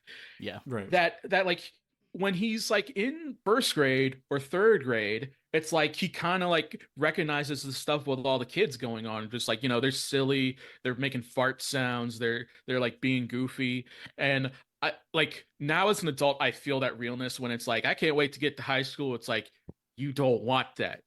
Cherish your time here. It's like that's kind of like what my school was, is like grade school greats, high school not so fun. So I feel like there's just a lot of where we can see how Billy, like, he doesn't do so well in high school and he's kind of dismotivated, and when he falls you see why Veronica comes back and kind of like has to smack him out of it, like, come on, you're better That than is such this. a funny scene where she beats him up in the pool. Which of course leads into the musical number, which is amazing as well. It's I have so any more comment. good. So perfect, and just like, and it feels, once again, that surreality just comes into it, which is like everybody's singing. Like, I love when everyone, like all the kids and like Norm Macdonald and everybody's like singing the song into like the fucking like front yard and shit, just stuff like that. And I found out that like that was written by Sandler and another writer who apparently like wrote a lot of like music for like Sesame Street. So it feels kind of like it has that same kind of like weird childish charm as well. Yeah, and it's also weird how like a musical number happens in this comedy and it integrates into it so well. Like, just like the cut is slightly different, and then Adam Sandler starts singing, and then like Bridget Wilson appears and she's in a totally different outfit, and then like Adam Sandler gives that nod to the camera as they sing, which again, great dropping of a swear. Veronica, I thank you for beating the shit out of me. And then after they get through the child's chorus, the clown comes back, and you totally forgot about that clown, and he's just like, yes. "Hey kids, it's me." You thought I was dead, right? Because like him falling over and like he's bleeding during the one party. Yeah, because Norm Macdonald's like, "Hey, I see the donkey there. You want to go give it some beer, get it messed up?" I love Norm Macdonald's like, I love the kind of like, again, the very juvenile behavior of like him and Mark Beltzman, like all three of them together, like when they're at the like fast food place and they do like the pickle at the window. Yeah, and it's like they have the race. It's like, go. Yes. Oh, I win again. That and the like the thing also about a lot of these Sandler movies is like they are very guy movies, you know, in that kind of like stereotypical kind of way, very like boys, like especially with the three of them with like. But I love when Norm Macdonald's like, would you rather have sex with Meg Ryan or Jack Nicholson? And there's a great sort of like joke there where he's like, and Nicholson now or 74? He's like, 74. And Adam Sandler like really has to think about it for a second. Just as Meg Ryan? Yeah. By the way, that writer I was thinking of, Cheryl Hardwick, is the person who co-wrote the song with Sandler. But yeah, I like also with like elements like the song, or even like we're mentioning earlier, like that kind of boys club element. Having Bridget Wilson actually be a character who has some kind of like actual grounding and some kind of moral respect for like what Billy should be, I think is like something that none of the other fucking love interests really have after a certain point. Like the closest one I can think of is like Julie Bowen and Happy Gilmore, who feels like a bit more like, hey, let me actually like use like your ability, like we can sell this in an interesting way. Like she has some kind of motivation, as opposed to like, I don't know, by like the mid 2000s, it's a lot of fucking. Who is it? It's Jessica like, Biel and like Jessica Biel, right? And I know Pronounce Chuck and Larry, who was like just there for like titillation and like a very like just nothing rolls from these women really until like aside from Drew Barrymore and Jennifer Aniston later, it's really just like a nothing burger for like any female lead in those movies. Again, that's part of what I think makes this movie way sweeter and way more emotional in that way, where like there are rom-com elements about this, but like when they end up together, like there's something really satisfying and really like sweet about it in that rom-com way that you like, you know, you get of like, yes, these finally they end up together. And yeah, you're right, you miss that in so many of those later Sandler movies, which again, like it's weird that these movies, like although they still contain a lot of those kind of misogynistic elements, like feel slightly more progressive than like the 2000s movies, you know, like really the women in those movies are not only just not given anything, but are there basically as like objects to look at. It's very it is also a really big unfortunate part of like those later Sandler movies. But yeah, I really like the way that this character is like a real character and is not just there to like fall in love with Sandler, but is like a teacher and has, you know, again, like like this and Happy Gilmore are probably the two best examples of that maybe, but yeah, it's interesting. With the early two movies, it feels like Adam Sandler's playing a character that's flawed, but he's working on trying to do good or become better. Like he has to earn Veronica Vaughn's interest and love and desire, which, you know, I remember I had an early crush on Bridget Wilson. She was in this and Mortal Kombat, funny enough, as mentioned, she was the same year, yes. Sonya Blade, which one of the kids even says, like, Mortal Kombat's one of the best games ever. Actually, I disagree. I prefer Donkey Kong. Donkey Kong sucks. Yeah. That's just what the internet is now, by the way. Like, what a prescient. Guess what? You suck. Eats banana. I do that every time I leave a bad comment. I eat a banana. Just like Chris Farley. All right, go one for the row. By the way, another great step and payoff. That banana bit is so fucking ridiculous. Like, keep going back to the banana and then having the O'Doyle thing collide. It's a so good funny. way to combine like two jokes together to work them in, because you have like O'Doyle rules comes up at least 4 or 5 times, and like all the O'Doyles are like gingers and they like have like shirts tied around their waist, and even the high school has one where it's like the locker full of horse manure, and the guy just plainly goes O'Doyle rules, and it's like, O'Doyle, I think you're in for a bad time. And they cut to it, and it has just the great SNL style payoff, like Toons is the driving cat. It's really good. Like, I think we've been talking a lot about like modern comedies and comparing to this, and I think the issue isn't so much like, it isn't like sensibility. I think the issue is that studios don't really treasure comedies like they used to. They don't value them. So people don't see like going to a comedy as like an experience and events, and you don't really have like comedians who are just like stars, like big person. It's like, I want to see that person be funny. The podcast, I know we're probably fans of it, Blank Check, which has Paul, there's an episode where they cover the movie Used Cars with Paul Scheer and Jason Mantzoukas, and they explain so well why modern day comedy and comedians feel so weird. And it's because comedians these days kind of have to do everything. You have to be like a writer, you have to be an actor, you have to do improv, you have to do podcasts, and then there's not much star power, and people feel like comedy isn't like big enough, so a lot of it gets regulated to streaming.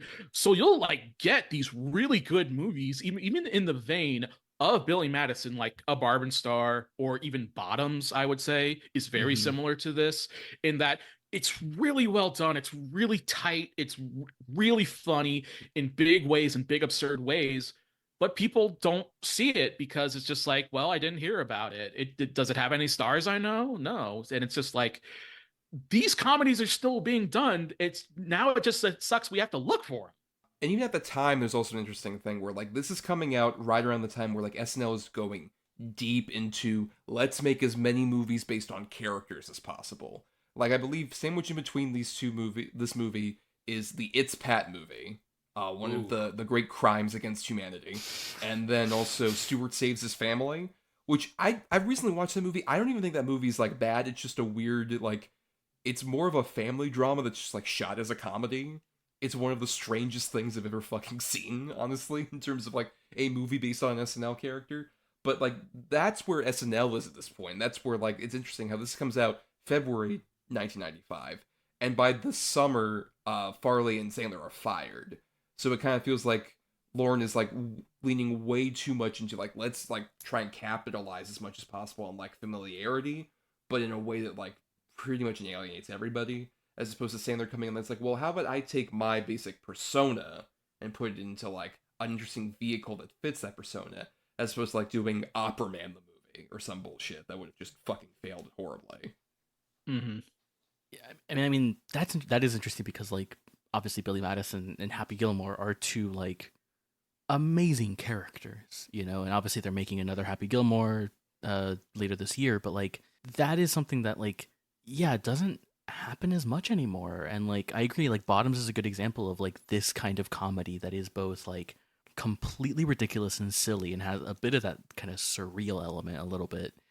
You know, again, like I use this term a lot, but like looks like a movie, you know, it doesn't look like streaming bullshit. And, you know, I was just thinking about this because I know, Thomas, you talked about this last week, but I just watched You're Cordially Invited, the Will Ferrell, Reese Witherspoon one, which was just put onto streaming. And it is this weird thing I thought of, like, it's not a great movie.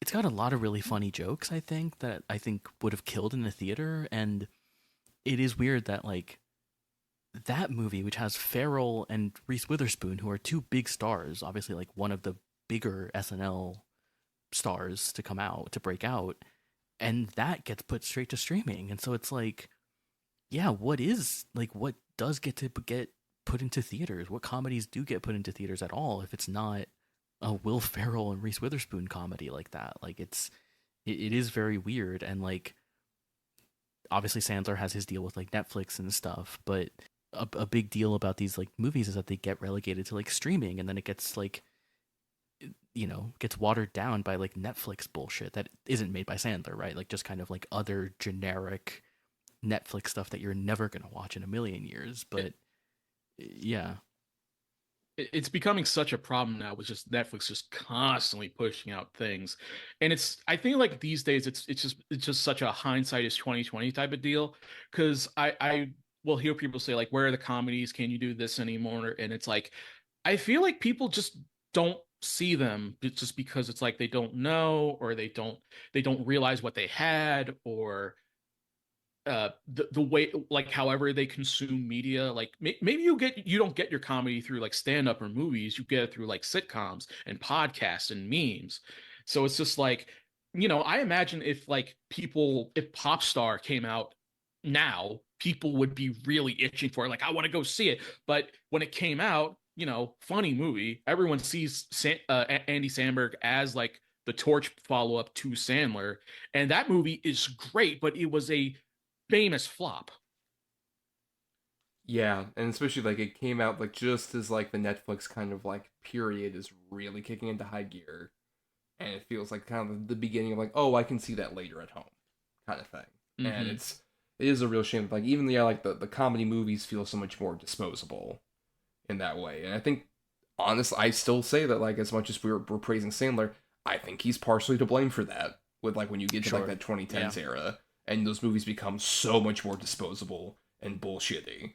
And it's a shame because, like, especially going back to like the start of it here, you can just see that like so much like potential and so much like gumption and charm and surreal weirdness, all this other shit is like bursting out of the seams from Sandler. And you just wish that like he would be able to keep that up consistently. And I think a few of the projects have, like I mentioned, Hubie Halloween is fucking like ridiculous and full of like such like insane surrealistic bullshit. And he's also, doing a like, goofy voice. right, doing a goofy voice, also having like June Squibb kind of play the version of like the old lady that we have in this movie with like the different t-shirts and shit in that movie. It's so funny. And yeah, I think if he's gonna do more comedies, I hope it's more in this vein. I hope he can kind of, because I think he can still do silly characters and have the same devotion that he has to like fucking Howie in Uncut Gems, but just devoted to like being a weird silly comedy character. I think he can still do that, and I think that's hopefully more of the direction he'll go into. But we've been talking about Billy Madison for a while. Scott, is there anything you want to mention before we do like final thoughts and stuff? Anything we haven't brought up? I do think about, like, is this the best Adam Sandler comedy? If we're like going by very strict definitions of like comedy only, because I think about how people, like, we really look back on like Happy Gilmore and Billy Madison, and like there's movies in his catalog I have a soft spot for. I have a soft spot for The Waterboy. I have a soft spot for Eight Crazy Nights. There's so much to this guy and all the things he's made, but this movie in particular, with him coming off of SNL, he had the hunger and the passion and the drive to, like, I'm going to make this comedy movie. And, even back then, people were shitting on Adam Sandler and thought he was unfunny and he was a plague on comedy and he was bad. But I think time has really shown that he's proven himself, that he did make great comedies, because I still know people who love this movie and quote this movie. It's weird to say that, this movie was selected as masterpiece, but it is kind of like his pure comedy masterpiece. Like, he has better movies, but as like the best things about Adam Sandler as a funny guy, it's hard to beat Billy Madison. I think the thing is, right, like, obviously, yeah, he's in better movies. Like, I mean, for my money, Uncut Gems is like one of the best movies of the past decade, but I think you need to like at least be aware or know of this side of Sandler before you see something like Uncut Gems. Because I think in all of these movies, like what I think works so well about him as a dramatic actor when he chooses to do that, even if it's in like, piece of shit movies like Men, Women, and Children, like there is this kind of like sad clown kind of like quality to him, and I think there's that for a lot of comedians, of course, but like I think especially for Sandler because like one of my favorite lines in the movie that we didn't mention is like when the little girl comes up to him and is like, "You got a misshaped head." He's just like, "Thank you."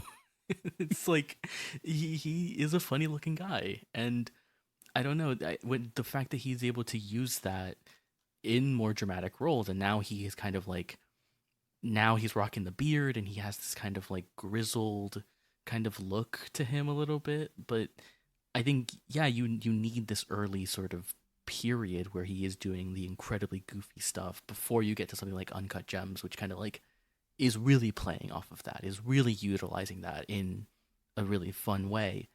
And I maybe prefer Happy Gilmore, especially after rewatching it just this past week.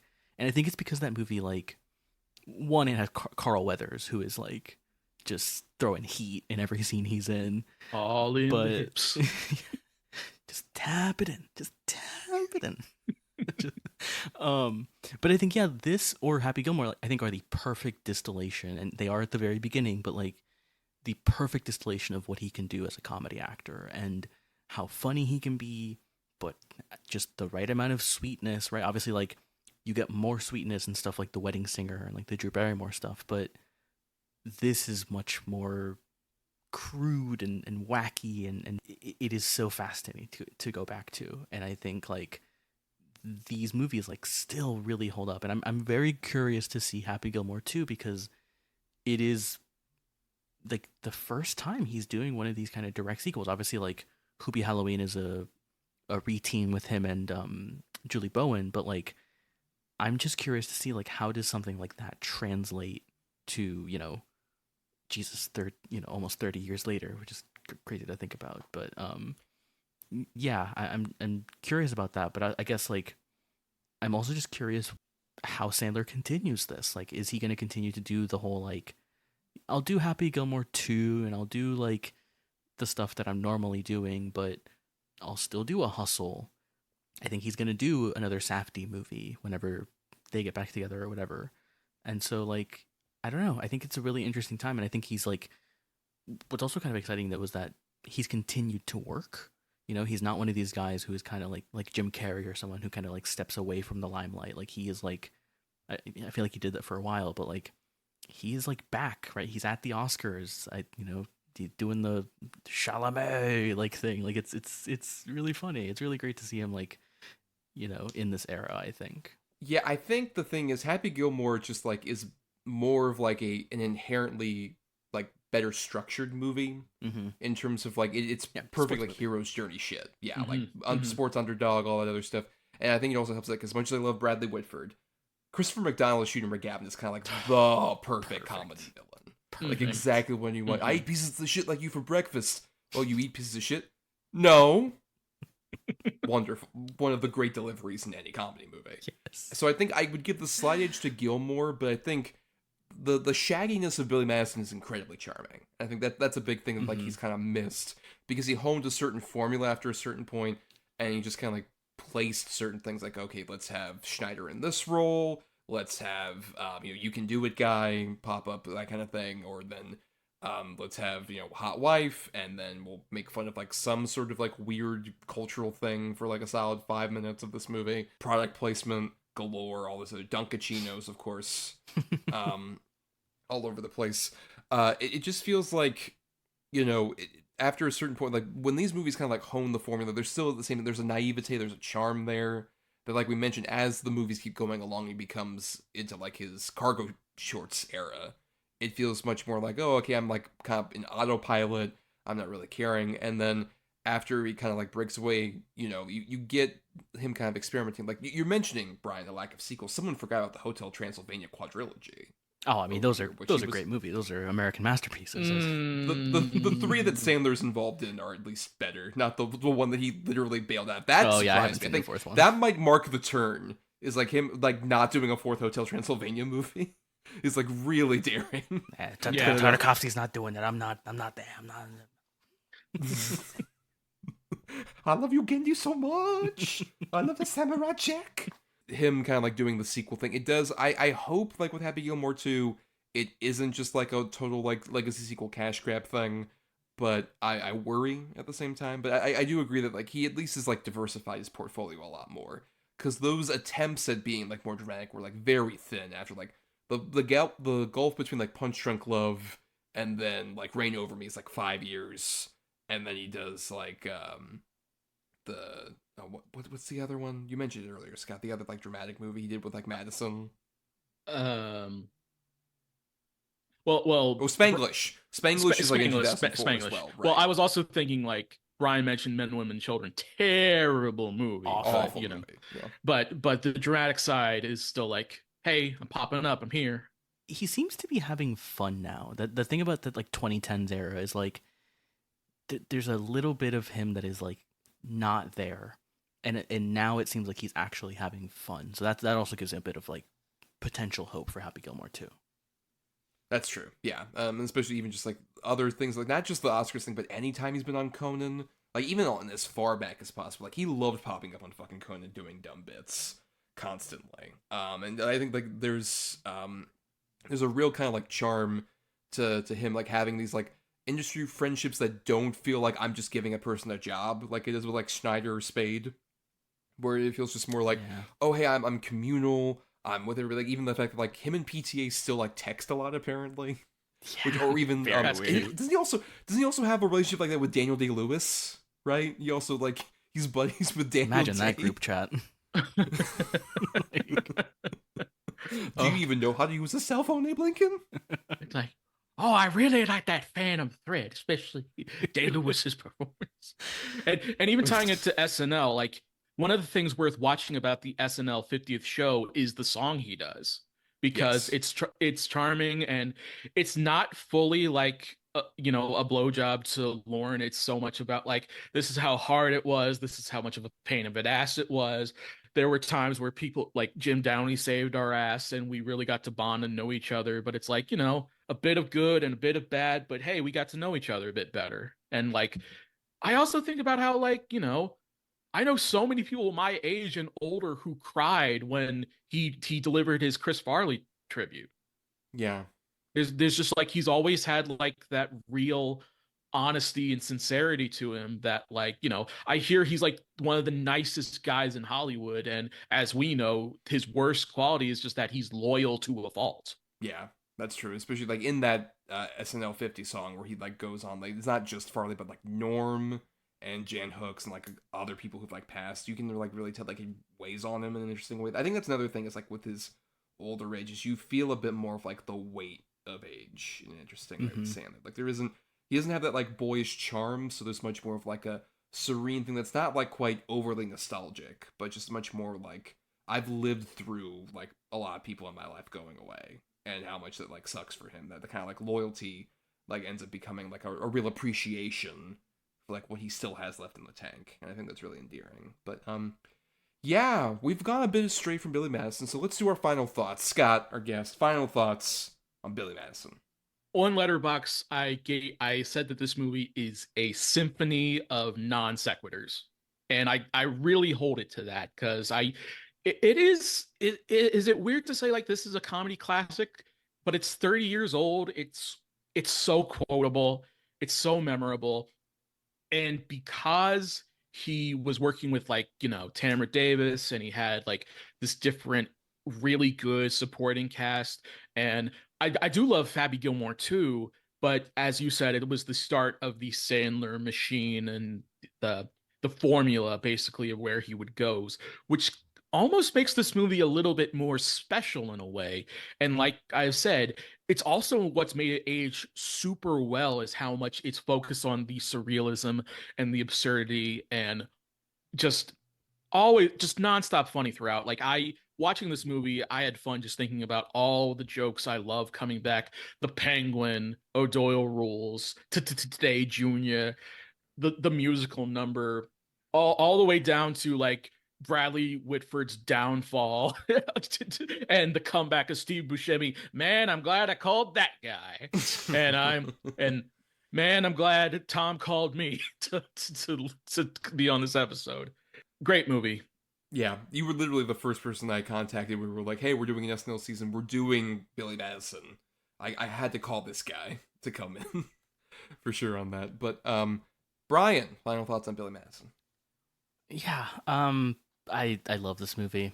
I think it is incredibly rewatchable. You know, that's the thing about, like, especially this and Happy Gilmore, is that these are like 90-minute comedies, like 90 minutes with credits, right? So like these things are just so easy to rewatch over and over again, and because they have, again, all these recurring bits and all these kind of like really like this very interesting tone, and yeah, it mixes like these kind of surreal elements with like very vulgar, crass humor, but also a real emotion at the end of the day. I think like it's what makes this early period of Sandler like so special. And I think, yeah, it is like absolutely a comedy classic. I think like there is something about, you know, these early comedies that like, you know, it's what makes it kind of go like, ah, God, we used to like, why don't we have these movies anymore? You know, come on. Like it's part of what makes these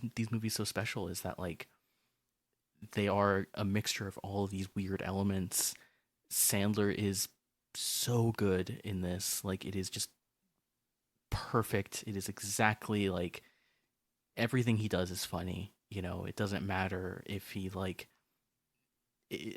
God, like when he's in the bathtub doing the shampoo and conditioner thing. I think that is like just so funny. There's just, I clean the hair. I'm way more important. it's, yeah, like he's just hilarious, you know, and yet I just always love seeing him, you know, make fun of himself, I think, as well, like we talked about. And yeah, I love this movie, and I love Adam Sandler, and I am weirdly excited for like what he's doing. You know, I feel like there's not a lot of comedy stars who I can say that about, and there's also not a lot of comedy stars that like, again, are just like so inherently funny. You know, I guess I thought about this a lot as I've been watching a lot of the Eddie Murphy, like the early Eddie Murphy vehicles as well. When we did like Blues Brothers, I watched Trading Places, and I'm just like, anything Eddie Murphy does is so funny, right? Like there's something about him, just like Sandler, that is so like inherently funny, where they can do any ridiculous bit and it just kind of works, you know, in these early movies. And I just, yeah, I love that. And yeah, it's an amazing movie. Yeah, when we were planning out this season, we were constantly like, we have to do an Adam Sandler movie. We just had to. Bryan insisted. He put a gun to my head, much like, you know, Bradley Whitford did. And was just like, we have to cover a Sandler. And we were constantly like, do we do Uncut Gems? Do we do Funny People? And like, we were wafting back and forth, but I really had the decision of like, no, we should cover one of the comedies. Because I feel like, especially for an SNL season, I wanted to stick more to like pure comedy angle of it.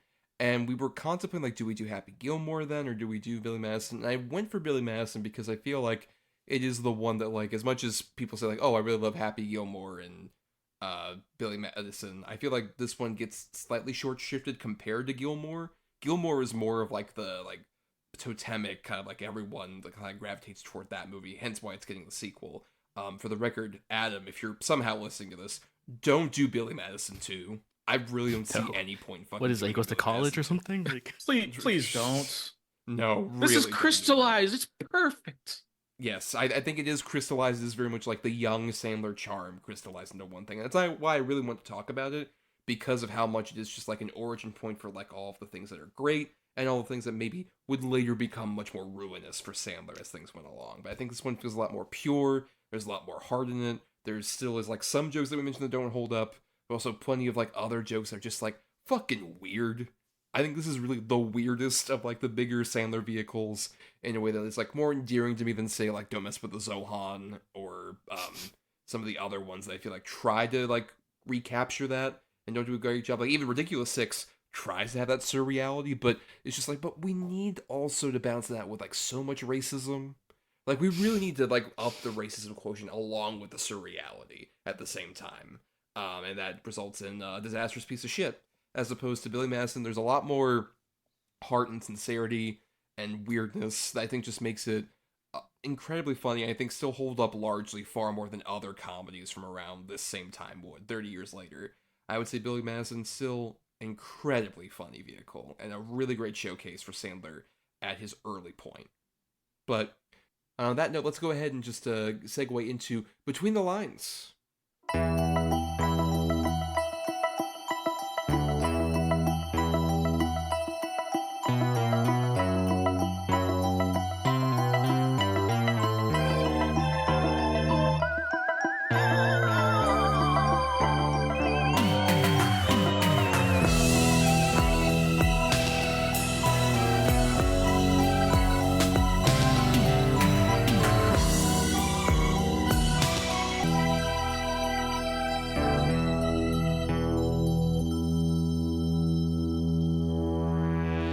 So, on every episode, Bryan, myself, and a guest, if they so choose, will recommend another movie that kind of fits the letter criteria for this episode, like another M for Masterpiece for SNL, or somehow related to the movie that we're covering.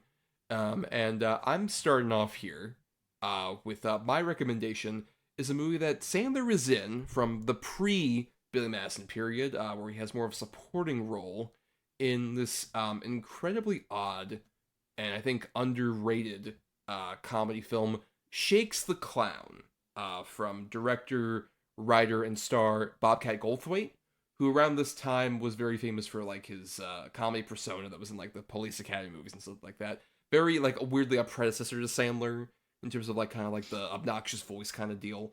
But this movie is incredibly odd. It's his directorial debut, and it is set in the fictional town of Palookaville, where there is a major industry of clowns, including Shakes, the titular clown, who is incredibly good at his job, but also is like a depressed alcoholic who, at the opening of the movie, he's just had a one-night stand with Florence Henderson, the mom from the Brady Bunch, and is like in a drunken stupor, and is like, oh god, I'm late for like a birthday party, and is part of like I said, there's this weird like industry of clowns going on where like there are so many like different people who are like clowns that are like vying for like the big jobs. There's like the milkman's also a clown. The like local bartenders also moonlight as clowns. Just everyone has a clown job. Shakes has a couple friends who are played by Blake Clark, who would be in a lot of Sandler movies, and Sandler himself. They play Stenchy and Dink the clown, respectively. And they're trying to get him on the wagon. They're like, no, you can't. We gotta get you to stop drinking. It's become a problem. You're like really going deep. But they're all at the same time very much in a depressed state because one particular clown has just gotten like the big sort of like Bo's the Clown style show that everyone is vying for. His name is Binky the Clown, and he is played by Tom Kenny, SpongeBob himself. Oh, shit. And he is a fucking psychotic evil clown. Like, he does coke, he like abuses other clowns around him because he has this higher position. He's insane, and I think he's amazing. He's kind of the reason I would recommend anyone see this movie, even though everyone else is great. Like, Sandler is like, he's very young at this point. This is like early in his SNL period, and he's kind of playing like the shy, sort of lovable loser type. He's like, oh no, I can't go around girls. I don't know, I can't really ask them out. He's like very shy and like endearing in that way. But also Bobcat, I think, is very funny as like this kind of lead. Like, he's very much like caustic to people, but also there is a bit of like a lovable loser charm to him. And it's just like this really weird, dark, surreal comedy that has like, in theory, it could get kind of old of like, oh, a clown doing like, you know, drinking a lot or doing drugs, stuff like that. But I think the movie has a bit more of a weird charm to it because it feels just like it lives in this weird reality where just like the clown industry is so massive. Like, there are people just like on unicycles traveling all the time as well. It's this weird fucking like movie that melds kind of like cartoonish sensibilities with a lot of like interesting dark vibes that like would later be very prominent in the other Bobcat Goldthwait directed movies like World's Greatest Dad, which I will also shout out. There's a whole recurring gag also where like clowns and mimes are like hate each other as different classes. Bobcat and Sandler and Blake Clark like drive by like a bunch of mimes performing in the park, and they're like, oh fuck, mimes, and they just beat the shit out of them because they just fucking hate them. So And there's good. a certain point where like Bobcat has to pretend to be a mime for a bit to like go undercover because like Binky is trying to like get him. And so he goes to like a mime class that's being taught by Robin Williams, star of World's Greatest Dad, who has like a small part in this movie. And he's hilariously, what are you, a clown? Like, this is a mime school. Respect the art of mime. He's such a good mime. He's so good. It's so funny. Yeah, I think it's a very underrated, very weird movie that I would definitely recommend to more people. I think it's kind of like a hidden gem to me. Scott, I know you've seen this movie. Yeah, I really like Shakes the Clown. I saw it around the time when Bobcat made that movie Call Me Lucky, the documentary, which is really great. Yes. I'm also a big fan of World's Greatest Dad, but I decided to watch this one because I realized it was one of the Adam Sandler movies I had not seen. And it's funny because there's not a lot of movies where Adam Sandler is the secondary character. He's usually the lead 90% of the time. It's this and Airheads and not a whole lot else. It is like a really good dark comedy. Just like it's pretty cheap. It's Bobcat's first movie, so it has like this scrappiness and this dirtiness of LA at the time. And I love him and Adam Sandler and Blake Clark. Just kind of like they work as a pretty good trio where Sandler is the shy one, the kind of like beating himself up. I'm not good with girls, but he still joins along with all the shenanigans, like when they go on the drunk driving spree to NRBQ, beating up the mimes. But I do also have to say, like, Tom Kenny, he's the best. Like him and Bobcat were like a comedy duo, I think, when they started out, and they're still friends to this day. But his performance is fantastic. Like my favorite bit in the movie is when he's going off on someone. He's like, "Wait, hold up! Now I gotta kill you." Oh, that's just great. A real red letter day for Binky the Clown. Just great. And it's like, man, he would have been a great Joker. He Honestly, he would have ruled. It's a genuinely really good Joker-esque performance. I like, especially there's that bit where he's at the bar too, where like all the clowns are all around him, and they're like, "Oh, I hear you guys making jokes, saying I'm not funny and shit like that." Where you can hear the SpongeBob element of it, but also it's like terrifying. Like as the movie gets like to the end, where he's kidnapped the love interest, and he's just like throwing knives at her as she's like on a little like twirling thing. Like, oh Jesus Christ, this guy's unhinged, and it's so fucking weird. It's so excellent. Bryan, I'm sure you haven't heard of this movie, but have we intrigued you?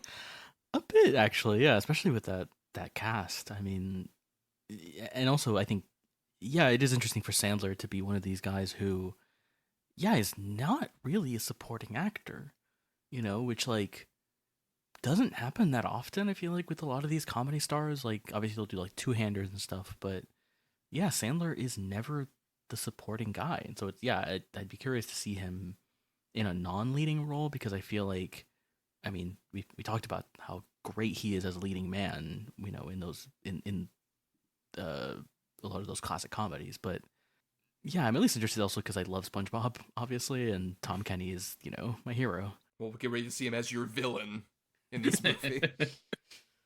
But Bryan, while you got the floor, what is your recommendation for Between the Lines?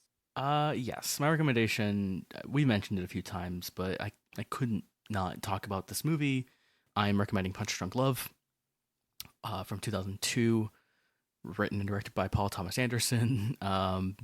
One of my absolute favorite films of all time. I love this movie so much. If anyone doesn't know what this movie is out there for some reason or what it's about, Adam Sandler plays this guy, Barry Egan, who runs this toilet plunger sales company. He's kind of this awkward guy who has like 7 sisters or something ridiculous like that.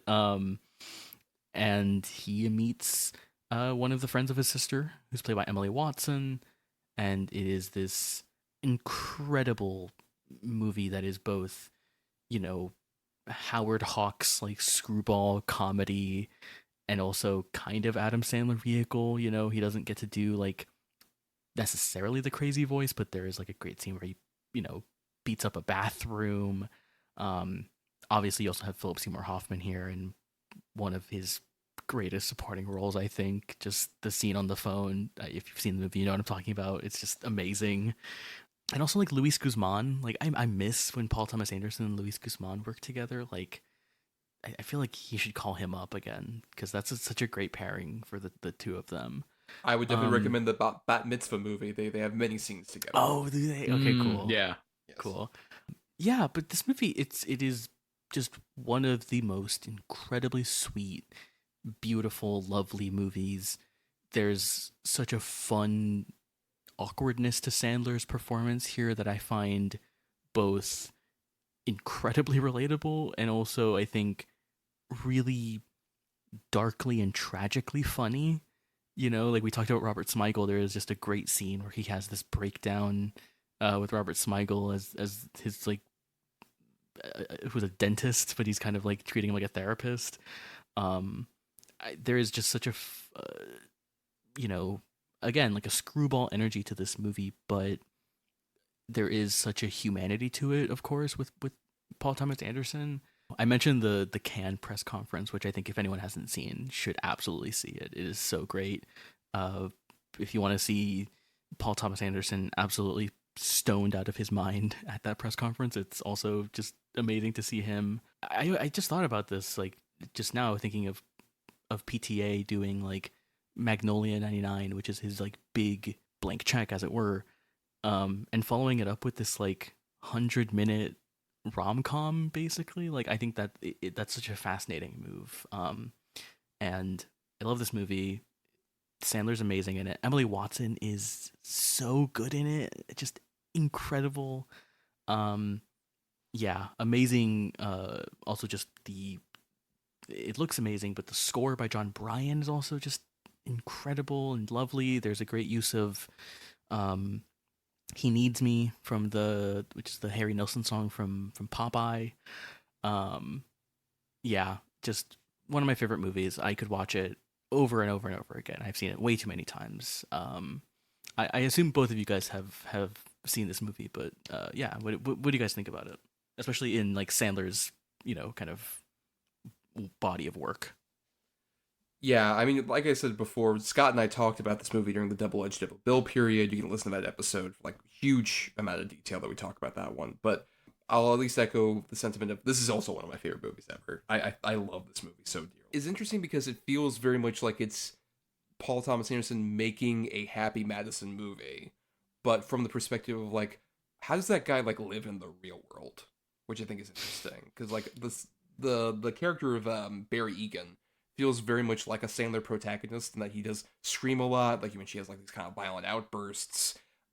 He's, like, has this kind of, like, interesting romance with Emily Watson, but it feels like there's that sad clown energy as well that you were talking about earlier, Brian. There's this, like, real inherent, like, sadness that gives way to, like, his anger and his genuine, like, love of, like, the Emily Watson character. It all feels like he has all the strongest emotions, and he's just kind of, like, pent up, and, like, the way that he's treated by his sisters and all this other stuff. It feels like there's an endearing quality, but also there's a danger that's there at the same time. And I think that's, like, an incredibly perplexing thing to, like, do, like you mentioned, after, like, Boogie Nights and Magnolia from Paul Thomas Anderson. But it's, like, so beautifully done. I think it has, like, such an interesting thing, especially, like, that romance feels exactly like it would be, which is to say, like, I believe that they both love each other so dearly, and that they, like, really find each other at the exact moment in their lives where they would, like, connect. But also, the movie has enough of that, like, ambiguity of, like, these two might not end up, like, together for very long at the same time. They both, like, feel their emotions very quickly and fast, but so it could be that, like, this all crumbles apart shortly after, like, the end of the movie. But you're just left on that great note of, like, he has that love in his life, as he says, that's, like, so endearing, but also there's a bit of, like, how much is he, like, in love with this person to a degree that's, like, might be unhealthy at the same time for, like, whatever personal problems he has. I think it's an incredibly, like, dense, complex movie that also has a lot of, like, funny bits in it as well. Especially the fact that I love that he calls the plungers fungers, because they have, like, the weird designs and shit like that. It's, like, it's an incredibly, like, funny, sweet, incredibly engaging, just kind of, like, character study. I just want to say one of my favorite moments in any movie ever, maybe, is when he goes to Hawaii and he calls her on the phone and the lights around him turn on right as like she answers the phone. Just magic, just the absolute magic of cinema. Yeah, but Scott, you like this movie as well, right? Well, it's, no, I love this movie. It's, I again, kind of late convert to watching this movie, surprisingly enough. But when I watched it, it's like I knew this movie was good. People loved it. It's great. It's in the Criterion Collection. And then when I kind of saw it, it's like not only did I see this other side of Adam Sandler, but it's just like, God damn it, Paul Thomas Anderson is like one of the greatest living directors, and this kind of like solidified him as one of my favorites.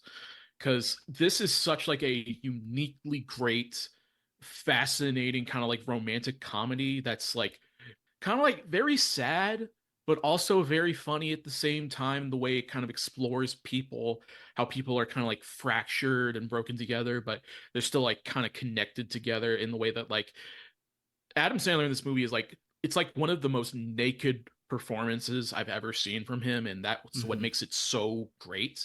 In that he has like this sense that he's just been beat on his whole life. It's kind of like, don't watch Anger Management. This is the true Anger Management movie, Right. And I also really like that it's kind of where he's the object of Emily Watson's affection, which kind of makes this a lot more sweeter and like like a really neat way, which kind of makes me think about now how people find Adam Sandler sexy now that he's older and looks sadder. But there's so much about how this movie is crafted, just up and down. Like, it's shot beautifully. The score is wonderful. It has one of the best posters covers of all time of when they're kissing in shadow. That is, it's such an amazing, amazing view. I imagine if you're listening to this, you probably heard it, but it's kind of like, this is like one of the greatest introductions about like, I want to like see like more thinking man movies, more like serious drama movies. And this is a great step with great entertainment because it's also funny, and Philip Seymour Hoffman's delivering it in such a great way, and Luis Guzman. And it's such a great movie. Yeah, for sure. But Scott, while you have the floor, what is your recommendation for Between the Lines? Well, Tom has alluded to it a little bit earlier, and the movie I wanted to recommend, especially having seen Billy Madison, is the 2023 animated film Leo, which is a movie that is directed by three people, one of which is Robert Smigel, and written by three people, two of which are Adam Sandler and Robert Smigel as well. And it's kind of like the story where Adam Sandler plays like this grumpy lizard who's been like the class pet of this fifth grade class for decades. And he's kind of like old and bitter, and his best friend is a turtle played by Bill Burr, and they kind of like Statler and Waldorf, all the new kids who are coming in. And at some point he learns like, oh, I might be coming to the end of my life. Dear God, what do I do? What should I say? And he decides that to make his last mission in life, he's going to give wisdom and his knowledge to the various kids in class who want to like, overcome all their own things, like from talking too much to like being like really snobby and rich and kind of an influencer, or a kid who has this drone that follows him everywhere. And it's just like this really nice, sweet kind of animated movie that I feel like is the right amount of kindness and gentleness that Sandler can offer without being too much, because this movie is also a musical. And it's mostly kids, kind of like, untrained kids kind of singing about the various themes they have going on. And Sandler is doing like a really gruffled old man, like you would kind of hear on his comedy albums or an SNL skit. And he's delivering it really well. I kind of feel like if you like the elements of Billy Madison that were about like the school and getting to know the kids and bonding with them, this is such a nice little movie that I feel like really got overlooked, because admittedly the animation isn't that interesting. It would kind of like be a throwaway, but there's really good like ugly human designs, and like there's little kindergartners that like look like piranha. It's a great little touch to it. And Adam Sandler's like given really good runners and bits as he's playing this lizard who is genuinely helpful and genuinely helping the kids grow, but also going through his own kind of adventure to finding life. 2023 had lots of good animated films. I feel like this is the most underrated just because it came out on Netflix. You wouldn't know anything about it, but I know a lot of people who watched this and went, oh, that was really sweet. That was really charming. I think more people should see it. Yeah, I did see this in 2023, and I do agree that like when I first heard this was going to be a thing, I was like, "Oh, how is this going to turn out?" Because I think Sandler's a bit more dicey in the animation department. With I know how you love Eight Crazy Nights, Scott, but I'm not the hugest fan of that one Well, necessarily. and I'm not super hot on Hotel Transylvania, and I know everyone Yes. really loves it, but I feel like there is a little bit of Happy Madison in that thing that kind of makes it a little bit of a drag at times, but you know.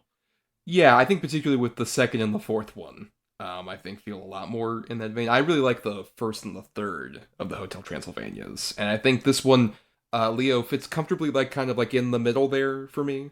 Where I think I do agree with you that there's a lot of like really fun runners with like Sandler. I think his performance as this like aged gecko, I think, is incredibly charming. And he's kind of like his old man voice that he's doing that's really good. But also, yeah, like I think Bill Burr is pretty fun in like the turtle part. I think there's also some like funny bits and pieces. I think Smigel also directed this one, which I think I would like to see him do more, particularly like animated films. I think he has a really interesting eye given his TV Funhouse age period. He has like a knack for animation that I'd like to see done more. I will say I'm not as huge on the songs. I think the songs feel a bit more inconsistent to me. But I would still say there's some charming ones. Like there's the one about the kids like reminiscing about like when they were younger, and they're all like 8, so they're like remembering back when they were like 5 or whatever. I think it's a very sweet, like funny song. There's Shit also like that. There's also a good one where it's like he's singing to help this kid go to sleep, and it's kind of like she's imagining all these great things, and it's kind of and his song is kind of like shut up, go to sleep, things aren't that bad for you. And there's even one bit where he's having a song, and then in the other room, Jason Alexander is one of the parents is having like this song about all these clocks and something, whatever, and it's just kind of like comedy going on at the same time. Yeah, there's like fun stuff in it for sure. I would definitely agree that it feels underrated of like the vast amount of like really good 2023 animated movies. I would say more people should definitely watch it. It's good for the whole family, I would say. One of those. This would be a good stepping stone of like I want to show my child Adam Sandler. Like maybe don't throw him into the bathwater like with us with Little Nicky, first one. Yeah. Eight Crazy Nights. Yeah, let's go. But yeah. But yeah, Brian, you haven't seen this one, right? No. I again, I missed it in 2023. It is the Netflix effect. Like their movies just evaporate into the fucking air. But I do want to see it, and I am kind of excited for it. But I started it last night, and then the kids started singing, and I was like, this is not the vibe right now. This is not currently. And so I turned it off. But I do want to go back to it because it sounds really interesting, and the cast seems great. I love Bill Burr.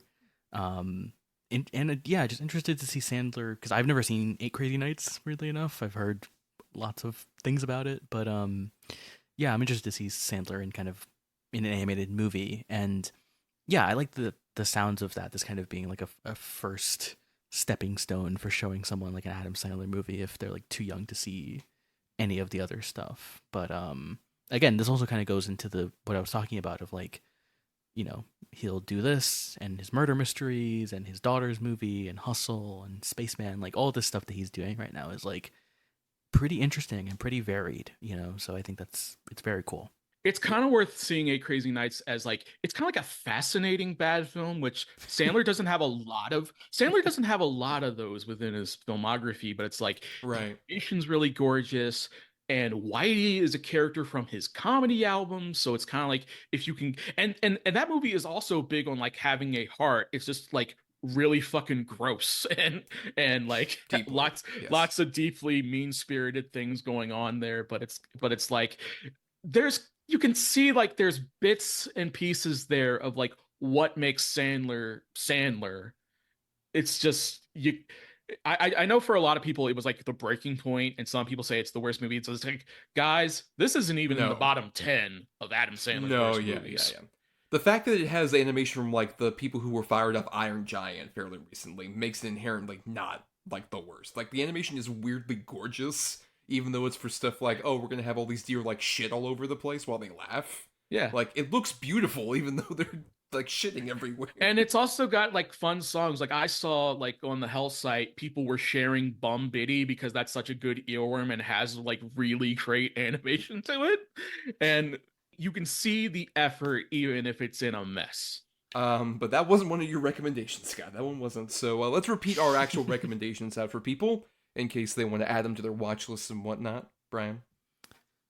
Yes, I had Paul Thomas Anderson's 2002 rom-com Punch Drunk Love. And I had the 1991 Bobcat Goldthwait vehicle Shakes the Clown, featuring Adam Sandler in a supporting role. And I have the 2023 animated Robert Smigel, Adam Sandler project Leo on Netflix.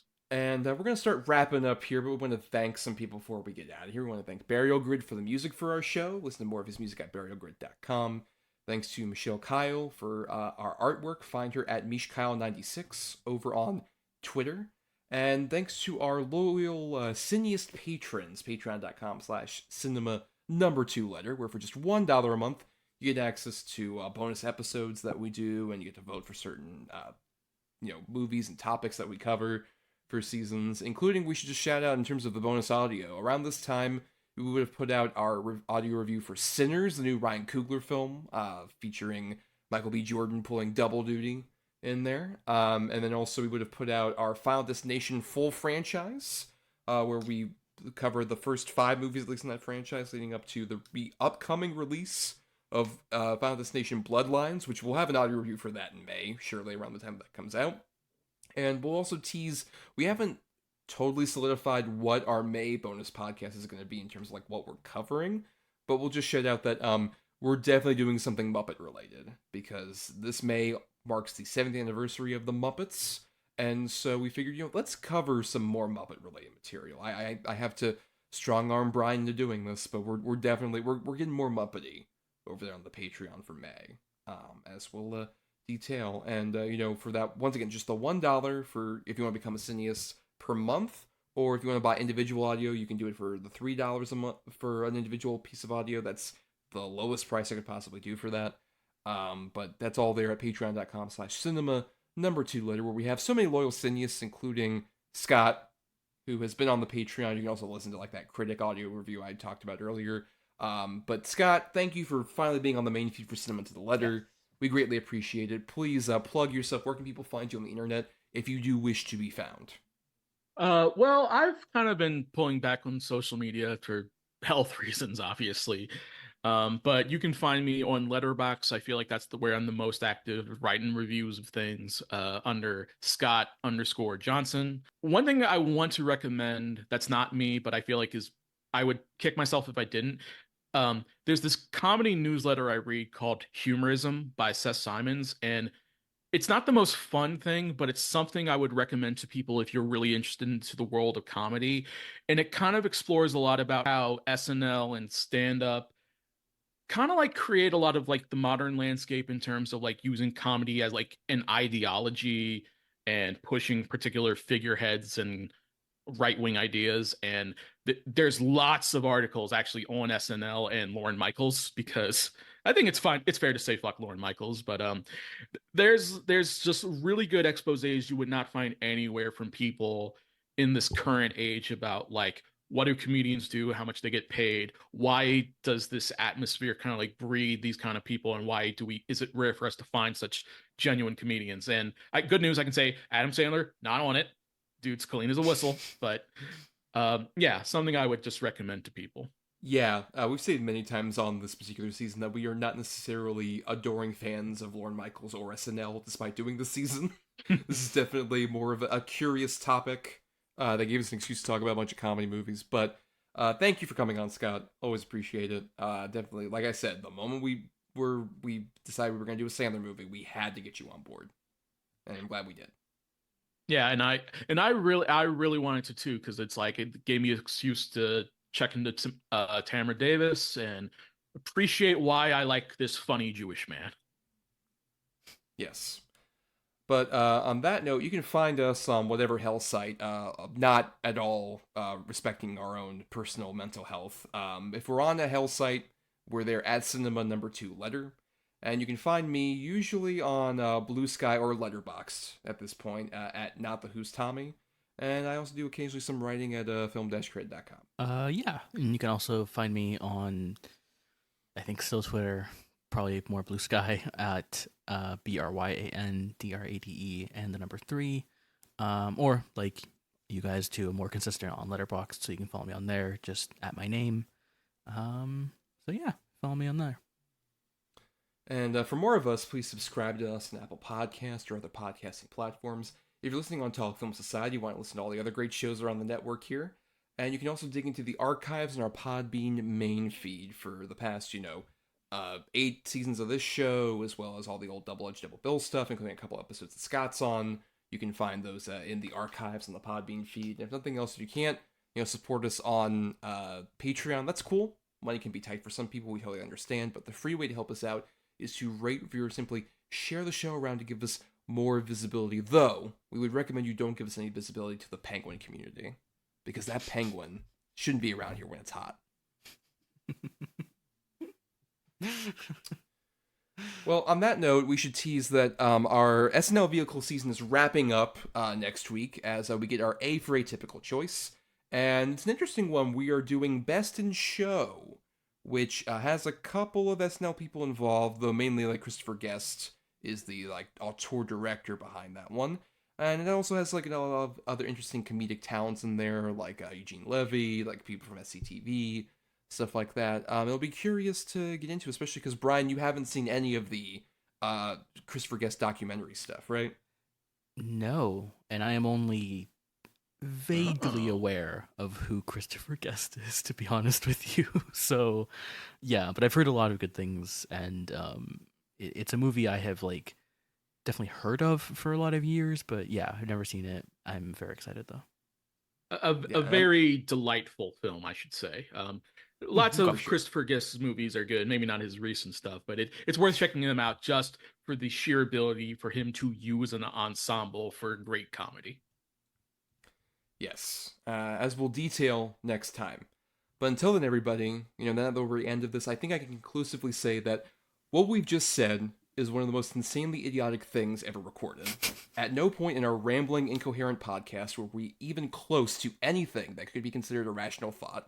Everyone in our audience is now dumber for having listened to it, and we will be awarded no points, and may God have mercy on our souls.